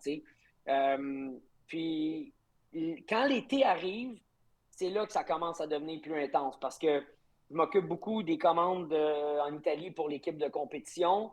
L'équipe de karting, tous les jeunes veulent tout embarquer sur la piste dès qu'il n'y a plus de neige sur la piste. Donc, je suis en contact avec l'Italie pour ça. La préparation, ça me demande beaucoup de mon temps. La saison d'été, c'est des commanditaires. Fait que ce soit des commanditaires pour la course ou que ce soit des commanditaires à bord du tag e-karting, c'est un peu la même chose. Je fais beaucoup de présence aussi. Des fois, il y a des conférences, des gens qui me demandent ma présence, ils veulent que je sois là, aller leur dire bonjour. On a fait des dons à des fondations, aller porter des sous signés, aller rencontrer des gens qui ont acheté des prix durant des fondations aussi. Fait que, tu sais, c'est du back and forth, Ouais. mais j'opère pas, là. C'est pas moi qui opère le je comprends. centre de façon journalière. Mais des fois, il y a des projets qui me demandent beaucoup de temps. Puis des fois, on dirait que c'est condensé dans des périodes où est-ce que tout qui m'arrive en même temps. Qu'est-ce que tu aimes le plus dans ta job aujourd'hui, dans tes jobs aujourd'hui? Écoute, allez, je vais te dire de quoi, puis je ne sais même pas, je vais le dire, mais tu sais, des fois, dans la course, là, moi, j'étais pauvre, OK? Fait que je sais c'est quoi pas avoir d'argent, puis je sais c'est quoi avoir une voiture dans le trailer, puis la voiture, elle veut pas sortir du trailer parce que le propriétaire, il dit, si tu me donnes pas le chèque de 15 000, là, tu sais, le char reste parké dans le trailer. Donc, pour moi, c'était la commandite, OK? Mais la commandite, d'aller cogner à des portes puis d'aller me vendre, ça m'a amené à faire des rencontres d'affaires qui sont vraiment, vraiment, vraiment intéressantes. Puis, je suis devenu bon là-dedans. Tu sais, je suis devenu bon. Écoute, je me suis fait offrir des jobs dans des compagnies au marketing. Puis, je ne veux pas travailler pour quelqu'un, là, mais tu sais, je m'aperçois que j'ai des bonnes idées, puis je suis un peu un visionnaire là-dedans. Puis des fois, à cause de ce que j'ai vécu, je pourrais faire sortir les compagnies de certaines euh, patterns qu'ils Ouais. ont confortables. Mais tu sais, en ce moment, j'essaie de le faire pour moi avec les moyens que j'ai. Mais j'aime ça. Donner un coup de main aux jeunes aussi pour les voir s'épanouir, ça serait aussi quelque chose que, avec, mettons, plus d'argent personnel, je pourrais, tu sais, comme prendre 365 jours de congé par année, puis juste me concentrer à essayer de donner un coup de main à des jeunes, puis au lieu qu'ils se cassent le bicycle, puis qu'ils aient des challenges que moi j'ai eu à surmonter, peut-être leur donner un coup de main, mais de mettre en place des projets, de penser au deuxième taggy karting, d'ouvrir un autre centre, d'opérer la piste à Tremblant, de l'amener à un autre niveau. C'est ça que j'aime de ma job. Je ne serai jamais capable d'être un gars qui va faire du 8 à 5. Euh, puis j'ai la tête plein d'idées, puis il faut que je me contrôle parce qu'il faut que je fasse avec mes moyens, tu comprends? Parce que si j'avais des moyens illimités, là, oh my God, On, ça serait la on a un comme folie. toi, je te présente Pat Denis, on a un comme toi ici. S'il y avait les moyens illimités, je pense que ça arrêterait jamais, là. Ouais, ça serait impressionnant. Mais je t'ai entendu Ça, aussi. la gear, elle spin tout le temps, tout le temps, tout le temps. J'ai entendu de quoi de ta part quand j'ai écouté une couple de trucs que tu as fait récemment. Puis tu parlais du NASCAR parce que là, tu parles du kart, mais ça, c'est à travers ta vie que tu courses toi-même encore, évidemment. Fait que ça arrive comme une tonne de briques. Puis tu as dit un affaire que j'ai trouvé vraiment. J'aimerais que tu le dises dans tes mots, mais tu disais que tu vas continuer à courir tant si longtemps que tu n'es pas capable de faire shiner la discipline par elle-même, puis que tu as besoin que ton nom soit dans le body du char pour attirer les sponsors. Puis ça, je trouve ça, ça démontre, puis ça vient un peu en corrélation avec ce que tu viens de dire par rapport à l'idée de donner des trucs aux gens pour qu'ils réussissent à faire monter de quoi. Puis je trouve ça hot que tu fasses ça. Ben écoute, le NASCAR, je trouve que pour moi, c'est le V8 Supercar de l'Australie, pour nous. C'est une catégorie au Canada qu'on a sous la main, qui est assis sur un show de télé 1 heure avant les courses de COP, soit à RDS ou soit à TSN. Il y a toutes les pièces du puzzle de cette catégorie-là, mais elle a été hyper mal gérée. Puis là, je suis rendu à une place dans ma carrière où je n'ai pas besoin d'être gêné, de dire ce que j'ai à dire. Elle a été mal gérée, cette série-là. Ils ont toujours voulu la mettre comme un tremplin pour aller ailleurs. Puis les gens l'ont regardé comme une série de merde, contrairement à ce que en Australie, quand les gens sortent du karting, tout ce qu'ils veulent, c'est d'aller courir en V8 Supercar. C'est leur rêve. Le reste viendra si ça arrive. La Formule 1, ça arrive pas, c'est pas grave. Le NASCAR, ça arrive pas, c'est pas grave. Mais le V8 Supercar, c'est leur catégorie. Ils ont réussi à faire shiner cette catégorie-là tellement que tu as des compagnies du US qui veulent aller commanditer dans ces voitures-là. Tu as un propriétaire comme Penske qui s'est investi dans une équipe en Australie. Et je te dirais même que si tu regardes les budgets australiens, là, à 2,5 millions la copie, là, ils ont 25 millions d'habitants. Je connais très bien l'Australie. Ma femme, ça fait 22 ans que je suis marié avec, c'est une Australienne. Je l'ai rencontrée là-bas. Puis, ils ont 25 millions d'habitants. Fait qu'il n'y a personne qui va me faire à croire qu'ils vendent plus de boissons énergétiques en Australie qu'on vend au Canada. Là. On a plus de dépanneurs par capita qu'eux, ils ont. Donc, tu sais, tu as des grosses villes, mais après, là, tu sais, tu as du désert, là. Tu sais, tu as pas mal, t'as pas grand-chose, là. Tu as du kangourou en masse, là. Fait que ce que je veux dire par là, c'est que tu as un grand pays, 25 millions d'habitants, tu as une catégorie qui justifie des compagnies par leurs états financiers de vente de mettre 2,5 millions dans une voiture. Nous autres, on est 38 millions d'habitants, puis tu as de la misère à aller chercher 400 000 pour une catégorie qui court à travers le Canada. Ben, je suis pas mal persuadé que les compagnies de boissons énergétiques ou autres, sans nommer des noms, pour pas faire de la pub, ben, à même titre que l'Australie, leurs états financiers est pas mal plus haut qu'eux autres. Mais pourquoi qu'eux autres décident de mettre ce genre d'investissement-là? C'est parce que la catégorie est en demande. Les jeunes veulent courir là-dedans. Les manufacturiers veulent être là. Ils ont créé un buzz. Puis autour du buzz, ben, les compagnies disent ben, ça vaudrait la peine qu'on investisse là-dedans. Tandis que nous, ils regardent ça puis ils disent bon, ben, on peut être à la télé, puis on peut être dans le golf, ou on peut être sur les bandes du Centre Bell, ou on peut. Mais la vraie vérité, c'est que le sport automobile, il y a quelque chose de vraiment unique quand tu vends ça bien comme il faut. Parce que quand tu es un ambassadeur de marque, là, puis tu vas voir une compagnie, puis tu leur dis, ben, je veux être votre ambassadeur. OK. Tu es une personnalité publique. Ils vont dire, OK, ben, tu vaux, par rapport à ce que tu vaux, ton statut, whatever, ça peut être 150 000, 200 000. Ils vont dire, OK, je te fais un chèque de 200. Merci. Mais là, comme ça arrive tout le temps, l'agence va dire, bon, ben là, pour capitaliser sur votre dépense de 200 000, il va falloir qu'on fasse une pub avec cet ambassadeur-là. Fait que là, l'agence, elle est super contente parce qu'ils vont faire cracher un autre million de dollars à la compagnie parce que ça va être du placement de médias, puis ça va être tourné, un tournage de commercial qui va passer à la télé, puis après ça, il va falloir que tu le places à la télé, fait que ça coûte, puis c'est eux qui vont être en charge d'acheter le placement de médias, tu comprends? Fait qu'ils vont faire encore du 15% sur ton autre dépense du million. Fait que ça coûte cher. Tandis qu'en course auto, ben, l'ambassadeur, c'est le pilote. Puis le pilote, il vient avec le char. Puis lui, si tu t'assois, puis tu fais juste dire, ben moi, je veux pas investir dans une campagne de pub avec ce gars-là, ben, la campagne de pub est faite par la série, la campagne de pub est faite par la voiture, est faite par l'équipe, est faite par les courses que lui fait à la télévision. Puis sans dénigrer personne, mais si tu prends je veux pas te dire, si tu prends un athlète, là, mettons, là, qui joue pour une grosse équipe, là, okay? Puis il peut pas porter le chandail, puis il peut pas porter le logo. Là.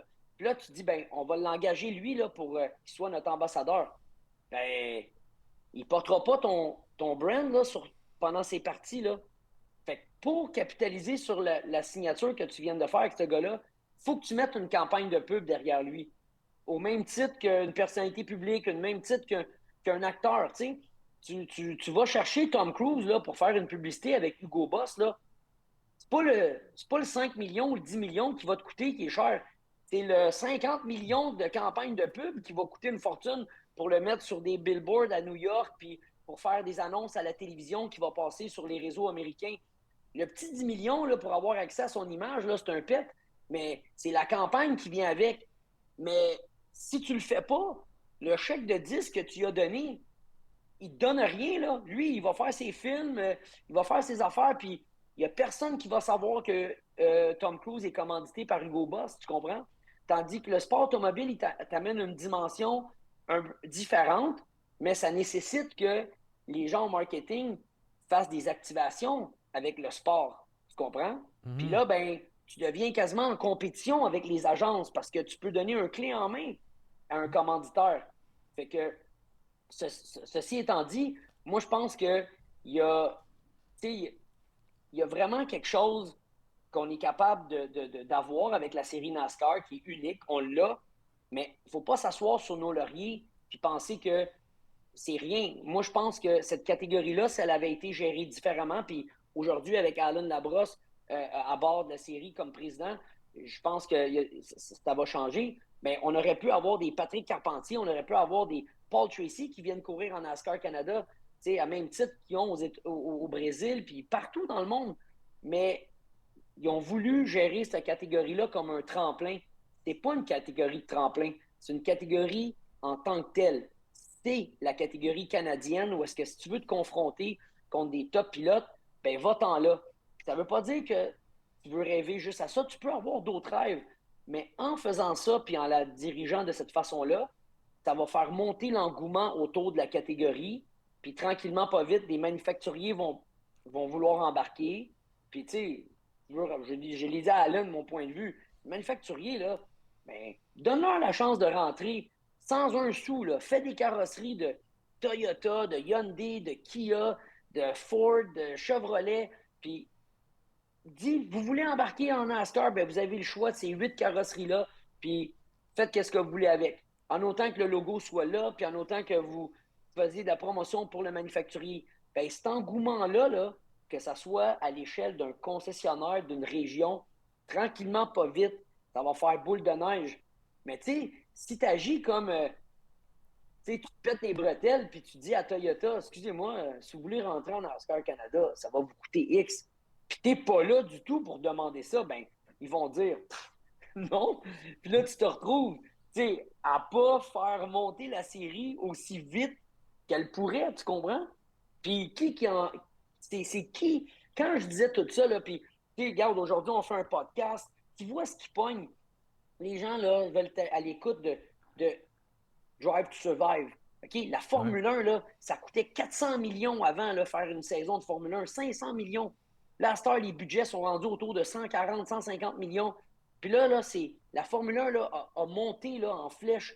Puis là, c'est l'entertainment, là, le Drive to Survive. As-tu vu c'est quoi qu'il y a eu dans les derniers épisodes de Drive to Survive? C'est même plus c'est même plus les pilotes, la rivalité entre les pilotes, c'est la rivalité entre les directeurs d'équipe. Puis, mais Ben, ça amène ça devient une des dynamique. personnages. Ça devient des personnages.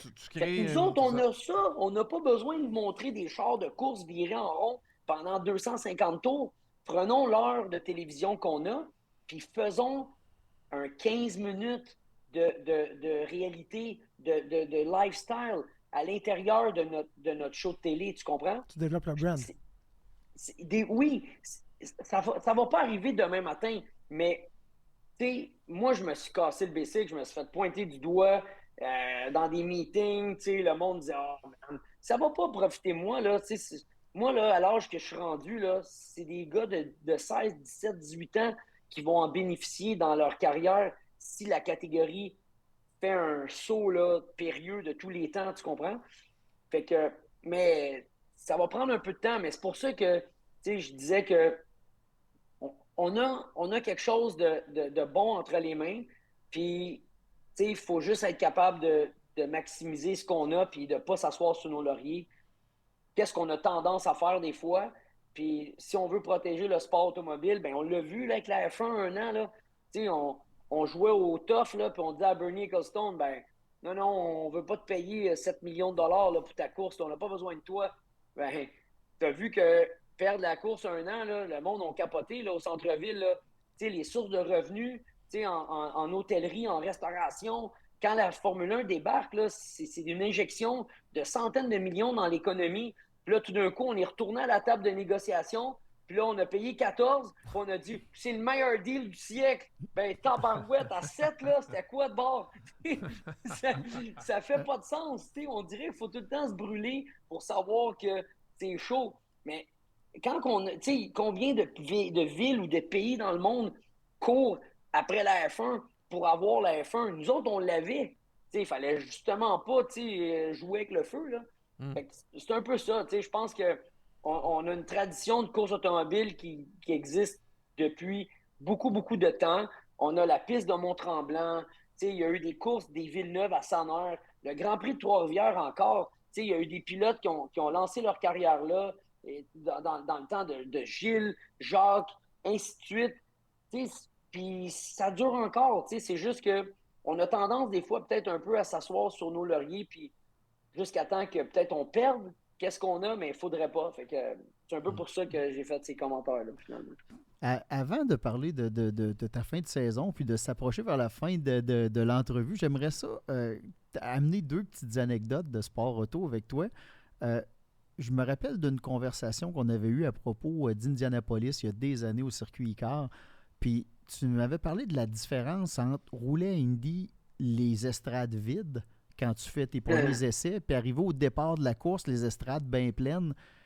Pour les gens qui sont pas capables de figurer, parle-nous de la vitesse que ça roule à la piste, parce que tu as quand même fait la pole à Indy, ce qui est quand même extraordinaire d'avoir un Québécois qui réussit ça. Mais parle-nous de l'expérience puis du feeling dans l'auto. 1, de réussir la pole, puis 2, l'espèce de différence épouvantable que ça fait visuellement sur le circuit quand les estrades sont pleines.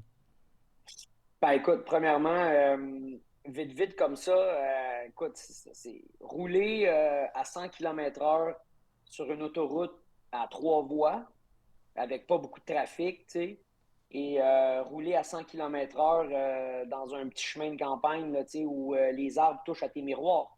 Tu sais, le 1-0-0 est toujours marqué dans le cadran, puis la voiture voyage toujours à la même vitesse, mais tes yeux te donnent l'impression que tu roules à 200 quand tu es dans le chemin de campagne, puis quand tu es sur l'autoroute à 3 voies avec 2 voitures autour de toi, là, puis pas de voiture à 1 000 à la ronde, tu as l'impression que tu peux ouvrir la porte puis courir à côté de ta voiture si ça fait déjà comme 30 minutes que tu roules à cette vitesse-là. Parce que là, il a tendance à s'habituer à la vitesse, puis à un moment donné, tranquillement, pas vite, tu deviens très confortable à cette vitesse-là. Puis d'ailleurs, c'est une des choses pourquoi en Europe, il y a des pays qui rapprochent la distance entre les pointillés sur l'autoroute pour te donner l'impression que ta vitesse est plus vite que qu'est-ce qu'elle est vraiment, garder l'attention des conducteurs que de mettre des grandes distances entre les lignes pointillées sur l'autoroute. Peu importe. Ce que tu me demandes, c'est juste qu'à Indianapolis, quand tu roules la semaine, parce que c'est une semaine de préparation avant la qualif, tu as des estrades qui peuvent recevoir 300 000 personnes. Puis, tu sais, dans la semaine, c'est quand même vide. Là, on roule de 11 h le matin à 5 h le soir. Et ben, quand tu arrives et tu roules sur la piste, à un moment donné, tu sais, toutes les estrades là, qui sont comme vraiment très inclinées, ben, tu vois au travers la clôture, puis ton œil, il voit large. Puis de côté, tu n'as pas l'impression d'être dans un tunnel. Mais après la qualif, durant la qualif, il y avait peut-être 150 000 personnes, mais ça a l'air encore vide à Indianapolis. T'sais. Il y a presque un demi-million de personnes au milieu, puis tout le tour. Et puis, quand je suis arrivé sur la grille de départ avec ma femme, je regardais, là, puis j'ai fait comme, man, la track est donc bien petite.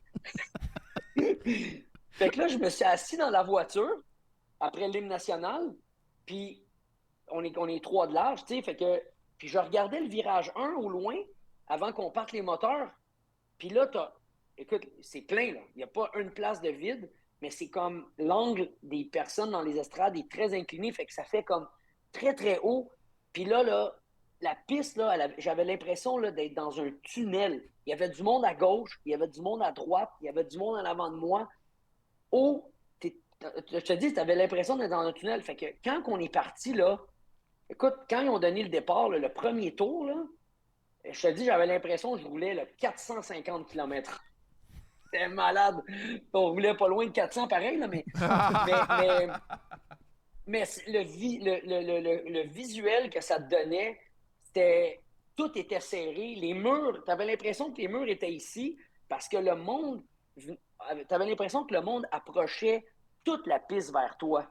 Ah Puis, ouais. puis l'autre affaire à Indianapolis qui est assez spéciale, c'est que quand tu arrives sur une piste comme Texas, Miami, tu as beaucoup de banking. Tu as 28 degrés de bank. Là. Fait que la piste est tellement inclinée que quand les camions viennent, les pick-up viennent aider des voitures qui sont en accident, ils vont se stationner comme en 45 parce que s'ils se mettent comme ça, le camion risque de débouler parce qu'il y a trop d'angles.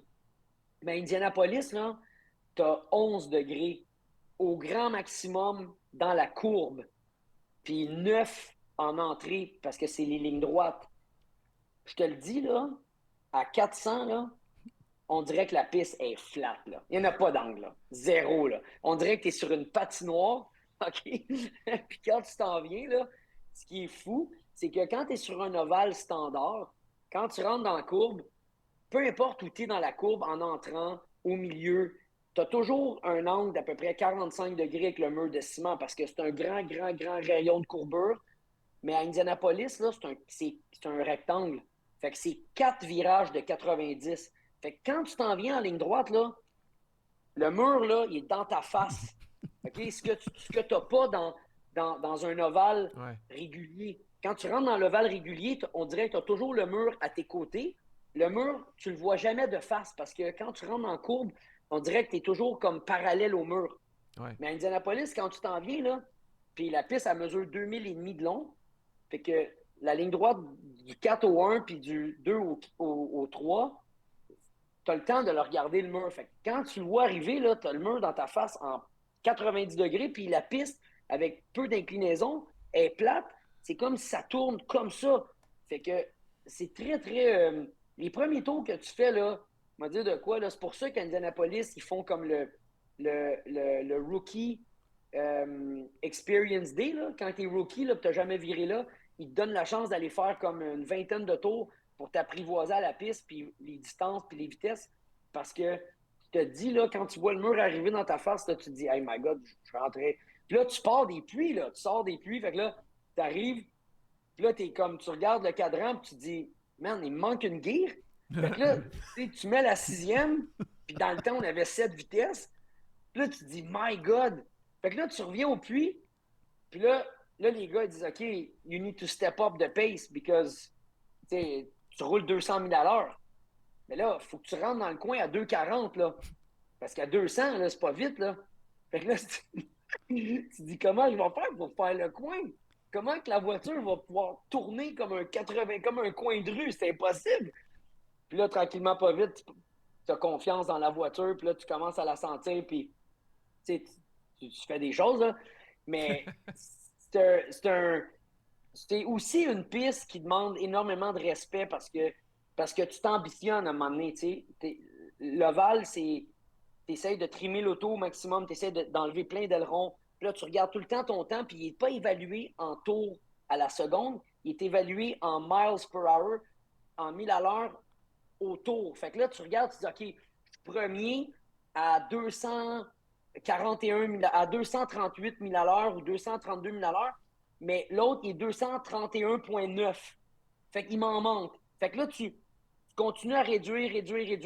Mais là, après ça, quand la voiture elle a moins d'appui, là, il faut que tu commences à regarder les windsocks, là, les affaires oranges, comme qu'il y a dans les aéroports, là, c'est des chaussettes là, Ouais, pour coniques. le Là. vent, là. Puis, pour le vent, fait que là, quand tu t'en viens dans le coin 1, mais si le windsock est perpendiculaire à toi, c'est pas le fun. Là, quand tu vas rentrer dans le coin 1, là, la voiture, elle va être tout croche. Puis s'il est face à toi, ben, tu vas avoir beaucoup, beaucoup de vent. Puis s'il est dos à toi, ben, la voiture, quand tu vas rentrer dans le coin, ben, elle va pousser du nez. Fait que là, dans la voiture, il faut que tu joues avec ton wayjacker, tes barres stabilisatrices, pour être sûr que les virages sont faits par rapport au vent. Mais vu que c'est un rectangle, tu n'as pas un virage que tu as la même angle de vent. Fait que tu es tout le temps en train de jouer avec la voiture. Puis durant le. Tu sais, c'est pour ça que des fois, je fais rire les gens. Je dis, tu sais, quand tu arrives à Indianapolis, là, vu qu'ils savent que le premier week-end après la semaine de pratique, c'est la pole, tu espères quasiment pas être vite dans les premiers jours. Pourquoi? Parce que l'ingénieur, là, ils ont assez de télémétrie. Là, ils vont dire OK, si on embarque en piste avec ce niveau d'aérodynamisme-là, puis l'aileron à 8 degrés d'angle, je pense qu'on devrait atteindre 225,5 000 à l'heure de moyenne. Si on est en dedans de 225,5, 225,2, on va travailler pour la qualif. Puis là, quand toi, tu vois 225,2, ben là, tu sais que faut que tu travailles pour la qualif. Mais pour la qualif, ça veut dire trimer le char, puis pas être confortable. Là. Ça veut dire que pendant la semaine, là, tu vas avoir les fesses là, serrées toute la semaine. Tandis que si ton char fait 2,23,8, tu n'as aucune chance d'espérer de faire la pole. Parce que là, soit qu'il te manque de moteur, soit que ton aérodynamisme n'est pas bon, soit que ta voiture n'est pas assez free. Fait que toute la job qu'ils ont faite dans les cardans, dans la transmission, dans les uprights, dans les bearings, c'est pas encore assez free. Donc, tu n'as aucune chance. Puis quand je te dis aucune chance, ça veut dire que quand le gars va mettre moins 8 degrés d'aileron, toi, à moins 8, là, t'es 2000 à l'heure moins vite que lui. Fait que tu ne te permettras jamais d'aller à moins 10, tu vas te casser la face. Mais quand il te dit on a la chance de travailler pour la pole, ben là, tu vas pas mettre l'aérodynamisme en malade, puis tu vas mettre les tanks pleines d'essence pour faire des runs full. Tu vas travailler juste pour la qualif. Fait que là, quand tu es en mode qualif, là, t'es comme. Man, t'es comme sur des œufs tout le temps, tout le temps, tout le temps. Puis, tu sais, le char, il est à risque, là. Tu sais, quand tu as une équipe, nous autres, on avait une voiture, on n'a pas de backup, là. Tu mets le char dans le mur, tu t'en vas à la maison, là, c'est fini, là. Tu sais, t'as pas 50 spares là, derrière toi, là. Fait que, tu sais, l'équilibre entre le gars, il arrive, il embarque sa radio, puis il dit Alex, il dit, we're gonna go -3 on the rear wing. Are you sure about that? Yeah, we need to try. Puis là, si tu ne l'essayes pas, puis là, tu n'es pas willing de l'essayer pour savoir si la voiture elle a une carence ou pas, ben il peut pas te l'ajuster. Fait que tu vas contre ton gré. Tu as quasiment le goût de dire, ben toi, tu l'essayes? 3 moins 3, vas-y donc, toi, ça a plus. Mais là, tu n'as pas le choix, de le rendre heureux pour l'essayer parce qu'il faut qu'il regarde si l'auto est capable de le prendre. Puis, où est-ce que la hauteur va se retrouver à moins 3, moins 4, moins 5? Mais, tu sais, quand tu es à plus 8, l'auto est écrasée. Puis quand tu es à moins 8, l'auto lève. Fait que lui, il faut qu'il compense pour la baisser plus basse que où est-ce qu'elle va être quand tu vas rentrer dans le coin 1, tu comprends? Fait que c'est pour ça que la voiture, elle spark en malade, elle touche à terre. Puis là, plus tu vas vite, plus le spark arrête. Puis il faut pas qu'elle spark trop parce que sinon, ça te ralentit aussi, là. Tu sais, tu as un frottement. Fait que là, lui, il va la baisser, mais il va la baisser pas au maximum parce qu'il dit, moi, je veux que la voiture, elle soit pas draggy, tu sais, qu'elle soit pas, qu'elle ait pas de friction. Je veux qu'elle ait le moins de friction possible. Mais toi, tu le sais que si tu arrives dans le coin et elle est comme 3 mm trop haute, ben, elle va comme donner un snap. Puis, tu sais, après ça, là, regagner cette confiance-là, c'est pas tellement facile, tu sais. Fait que c'est pour ça que c'est un peu contradictoire de dire je veux être vite, mais quand tu débutes le mois de mai, puis la première journée de pratique, t'es vite, tu fais comme oh shit, là, on va travailler sur la qualif. Fait que là, t'as une semaine avec pas de downforce, puis là, c'est pas le fun, tu sais, tes fesses sont serrées pendant toute la semaine. On Ça, a pour le les temps pour une petite dernière? Une dernière question. J'ai une ben, question aussi, moi. Pour bon, les ben, chacun une dernière, Ouais. puis après ça, on passe à entre quatre roues. On a un autre Pour segment les après, Alex. néophytes de course, tu as juste tout ça pendant que tu roules à 3,60 sur ton volant, là. C'est ça? Ouais. C'est ça que c'est débile. Vous avez le temps de faire ça, tu sais. Sur le volant, tu as plusieurs boutons, évidemment. Mais les deux plus importants quand tu es sur un ovale, c'est le weight jacker qu'on appelle. Fait que ce que ça fait, c'est que tu as comme une espèce de petit vis hydraulique qui va visser le ressort arrière droit. Puis quand il va le visser, il va mettre beaucoup de pression sur la roue arrière droite, puis il va mettre de la pression sur la roue avant gauche. Fait que quand ta voiture, elle est sur les balances dans le garage, puis tu joues avec ça, tu vois les poids changer. Fait que, mettons, quand tu es au neutre, tu as, mettons, en avant, tu vas avoir, mettons, 390 livres, 390 livres. Quand tu vois 350 à droite, puis tu vois 410 à gauche, la voiture, là, elle veut rentrer dans le coin comme super agressivement. Quand tu mets 410 à droite, puis 350 à gauche, la voiture, Elle veut sortir. dans le même environnement, elle va aller tout droit, elle ne va pas tourner. Fait que, qu'est-ce que ça fait? C'est que quand tu as cette capacité-là de pouvoir jouer avec ça, c'est que dès que tu vois que ton windsock est vertical, ça veut dire que tu es 11 000 à l'heure de vent. Quand il est comme ça, puis il flotte comme ça, tu es en bas de 11. Quand il est comme ça, tu es à 11. Si tu vois le windsock faire face à toi, ça veut dire que tu l'as en plein face. Fait que 11 000 à l'heure et plus, ça veut dire que ton aileron avant, c'est lui qui est affecté le premier. Fait que quand tu vas rentrer dans le coin 1, là, la voiture, elle va être vraiment pointilleuse. Fait que là, tu t'en vas à droite, tu vas cliquer, mettons, 3 coups. Fait que tu vas ajouter 30 livres du côté droit pour la faire sous-virer, mais elle ne sous-virera pas parce que tu sais déjà qu'elle va être trop nerveuse. Fait qu'elle va devenir égale au virage numéro 3 qu'elle, a s'ouvrir parce que là, tu as le vent dans le dos. Fait que là, toi, tu vas y mettre du poids à gauche pour qu'elle soit nerveuse, mais elle ne sera pas nerveuse parce que quand tu rentres dans le coin avec 11 000 à l'heure dans le dos, l'auto pousse du nez. Tu as ça. Puis si, mettons, tes poids, c'est trop nerveux ou pas assez nerveux, ben là, tu as la barre stabilisatrice en avant, tu as la barre stabilisatrice en arrière, puis là, ben, tu peux changer le roulis de la voiture avant puis le roulis de la voiture arrière. Fait que si, mettons, la voiture roule égale, puis là, d'un coup, tu veux la faire rouler plus en avant, tout en sachant que tu as changé ton poids, ben tu peux clic, puis là, tu changes, mettons, 2 clics de barre en avant pour que le nez soit plus mou, ou l'inverse, 2 clics vers l'arrière va mettre le nez plus dur, fait que la voiture, elle va moins coucher du devant, tu sais. Mais tous ces changements-là, la problématique que ça a, c'est pour ça que Indianapolis, là, c'est vraiment difficile parce que tu sens pas la voiture. Quand la voiture, elle t'a donné un effet, là, si c'est un mauvais effet, la plupart du temps, tu es dans le mur parce que tu es déjà rendu dans le 90, tu es déjà rendu dans le noyau du virage. Et le problème, c'est que chaque changement que tu fais avec la voiture, ça a un effet de la hauteur. Puis la hauteur, ça joue avec ton aérodynamisme. Fait que même si tu joues mécaniquement, ton problème, c'est que tu affectes la hauteur du devant, tu affectes la hauteur du derrière. Puis quand tu joues avec les barres stabilisatrices, tu affectes la hauteur du devant, fait que l'aileron en avant va venir plus proche du sol. Puis un aileron, ça a la shape d'un aile d'avion. Tu sais, c'est à l'envers, par contre. Fait qu'un avion, ça crée un lift. Avec la vitesse, nous, on crée un push.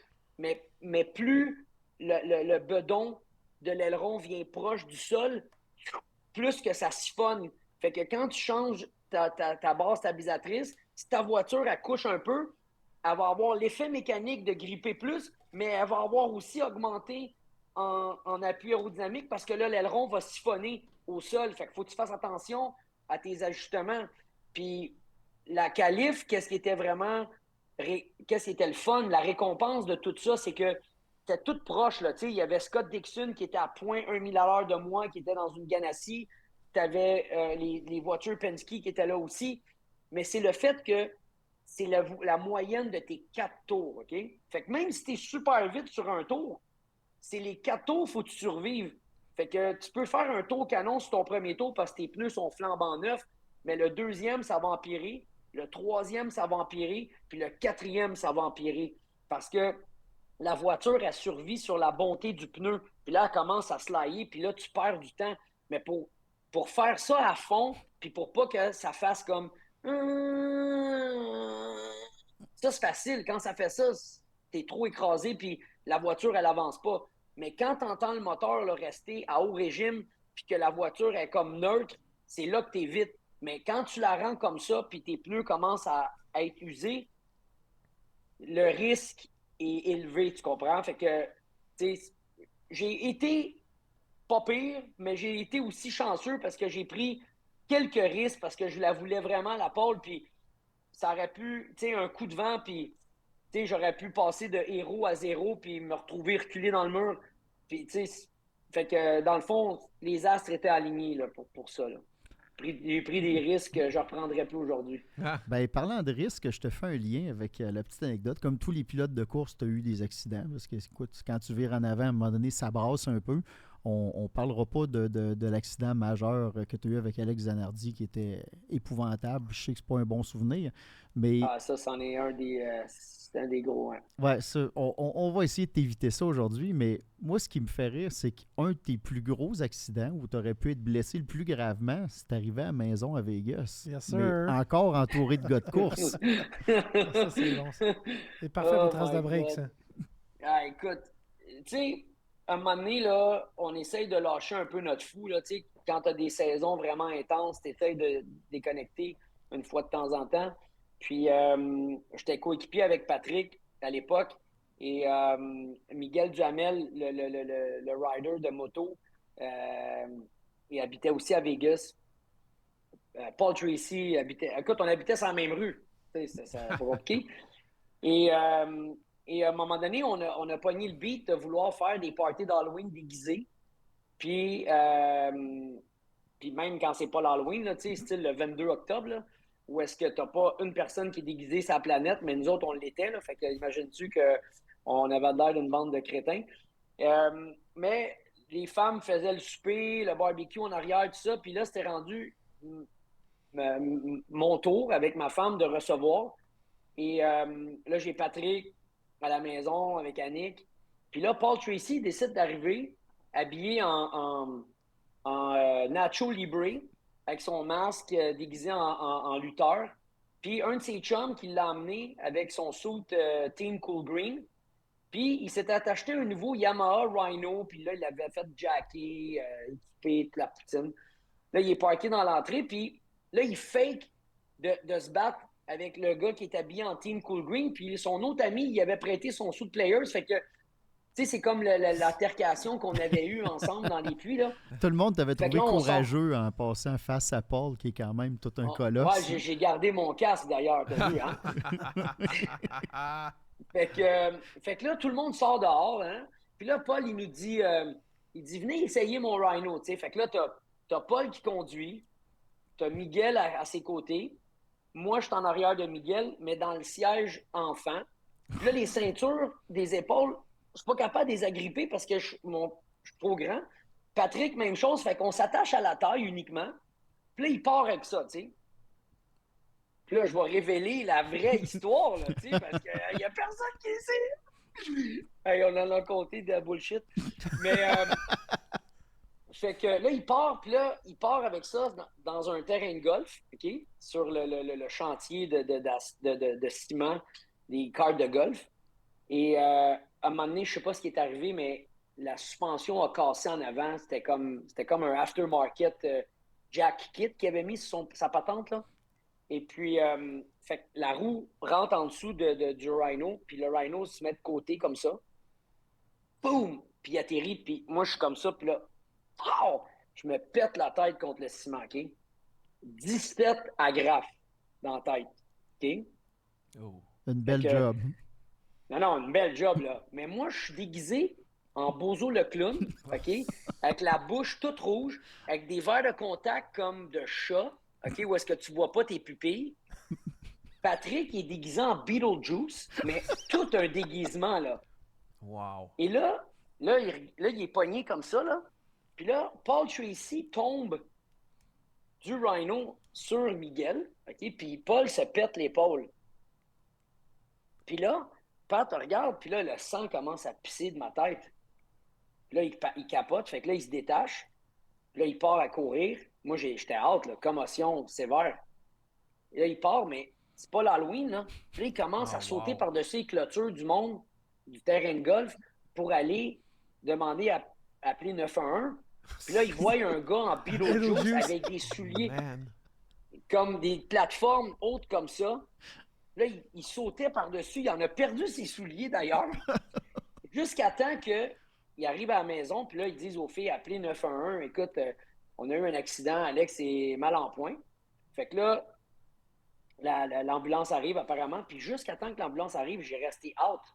Wow. Fait que là, non, écoute, il est 8h30 le soir, là. Je peux te dire que le party pooper, là, il est pété, là. Fait que, on s'en va dans l'ambulance, on embarque dans l'ambulance, puis là, on arrive à l'hôpital, là, le souper est scrap, ma femme est là, il me renvoie à la maison avec mes 17 agrafes. Et puis, le lendemain, Paul vient me visiter, tu sais. Puis là, il est mal à l'aise au bout, là. Mais moi, je suis assis dans mon sofa, puis je me berce comme ça.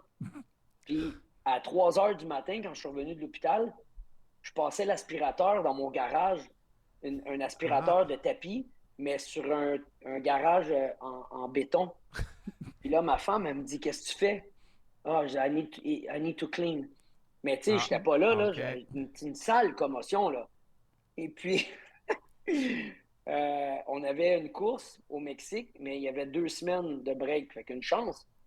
Puis là, à un moment donné, j'appelle mes parents, je dis, je pense que je ne courserai plus jamais de ma vie. J'ai de la misère à voir les runabouts, puis la perception.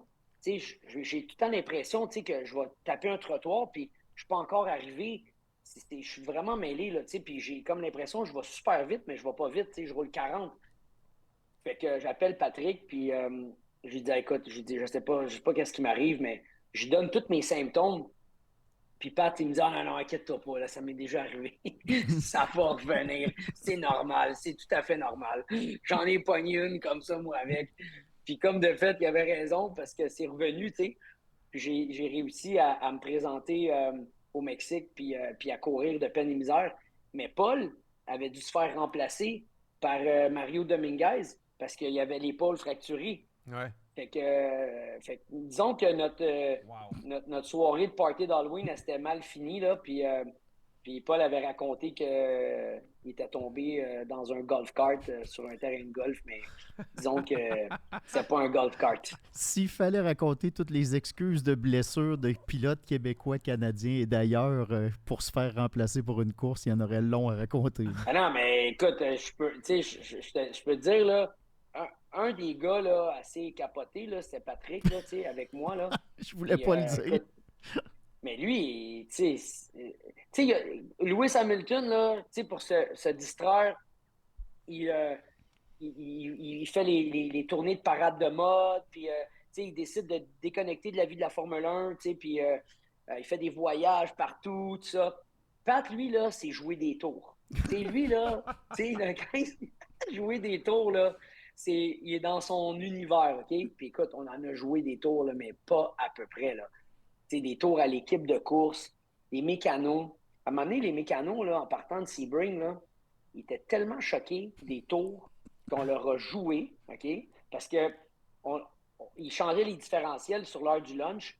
Puis Pat a eu la brillante idée de dévisser tous les sièges de leur minivan, les visser à l'envers, les remplir plein d'eau, mettre la graisse de cardan sur le windshield. On a défait les tuyaux de windshield washer, puis on les a fait passer par le firewall de la colonne de direction jusqu'à l'intérieur. Ça arrose le monde. Puis là, écoute, fait que là, t'as les gars d'équipe Players habillés en chemise bleu pâle avec des pantalons bleu marin. Puis là, ils mettent toutes leurs valises dans le trailer, c'est la dernière journée, parce qu'ils veulent pas amener leurs valises à l'aéroport, tu sais, ils vont juste comme rentrer directement, puis ils récupéreront leurs valises à la shop, à Indianapolis. Fait qu'ils laissent toutes leurs valises dans... Ils n'ont plus de linge de rechange. Puis là, le trailer, lui, il part, puis là, il est sa route. Puis là, eux autres, tu sais, fin de journée, tu sais, ils prennent une bière, tu sais, chill. Ils ont encore quelques heures avant d'aller à l'aéroport. Ils n'ont plus d'outils, ils n'ont rien, là. Fait que là, quand ils arrivent à leur voiture, ils ne peuvent pas rien faire. Fait que là, ils ont dû aller à la shop de Skip Barber, à Sebring, pour aller prendre des outils pour défaire les bancs. Puis là, quand ils se sont assis dans les bancs étaient pleins d'eau. Fait qu'ils ont fait le trajet Sebring-Miami avec les fesses imbibées d'eau. Puis quand ils ont parti le windshield washer, écoute, ça l'a aspergé dans l'auto, là, c'était gros comme mon doigt. Écoute, ils sont arrivés là, à l'aéroport, là, les mains pleines de graisse. Il y avait de l'air d'une bande de hillbillies, là. Écoute, nous autres, on était là. Écoute, moi, j'en ai pissé dans mes culottes, là, de les voir arriver comme choqués après nous pas être capables d'arrêter de rire, puis eux, choqués pour de vrai, là. Il fallait qu'ils se tapent un vol tout plein d'eau. Le cul mouillé, écoute, on a ri, là. Mais là, ils ont commencé à nous jouer des sales tours, là. Fait que là, moi, à un moment donné, j'étais à Sebring, j'avais loué, pas trop, une Buick Regal, quelque chose de même. Et ils ont défait la suspension arrière de la voiture. Puis ils sont partis. Moi, quand j'ai embarqué dans mon auto, la voiture était comme ça. OK? Et en avant, ils ont enlevé les capes de roue, puis ils ont mis des poids pour balancer les roues, puis ils ont collé les capes de roue avec de la colle. Fait que là, quand je pars avec la voiture comme ça, et dès que j'atteins 40 km/h, je te jure, la voiture, elle sautait, là, comme les voitures mexicaines qui ont des chocs, là. Elle devait sauter un pied d'eau. Hey, le windshield a craqué. Hey, je me suis tapé 1 heure et demie de route. J'ai manqué mon vol, c'est sûr. Mais je pouvais pas aller plus vite. Hey, écoute, là, à 40, là, c'était le gros max. Tout voulait arracher dans la voiture, là. Je pense que le dash a arraché de ses ancrages, là. Puis là, à un moment donné, écoute, à un moment donné, il va falloir qu'on se fasse un secret. Là. Ça, je peux pas le dire. Mais à un moment donné, là, ça l'a arrêté parce que ils ont joué une espèce de tour à pattes, là. Puis là, le team manager de l'équipe, il a rentré dans le top, il a dit, là, vous, ma gang de Mongols, là, vous allez arrêter ça. Puis là, c'est là qu'on a dû arrêter. Mais, tu sais, écoute, c'était... Je veux dire, tu sais, comment ça peut, comme, Dégénérer. aller, à un moment donné, là, Ah, dégénérer, ouais. puis... Fait qu'il a fallu que quelqu'un, un adulte, là, rentre dans le top et dise, OK, arrêtez, là, mes cons, là. Mais, alors, écoute, Pat, il était pas du monde, là, tu sais. Il s'amusait. C'est une façon de lâcher son fou. Ouais. Puis moi, j'étais tout le temps pris là-dedans, tu sais. Fait que j'étais tout le temps le complice, là, tu sais. Fait que c'était... Pas assez fou pour mettre le feu, mais pas... pas assez fin pour l'éteindre.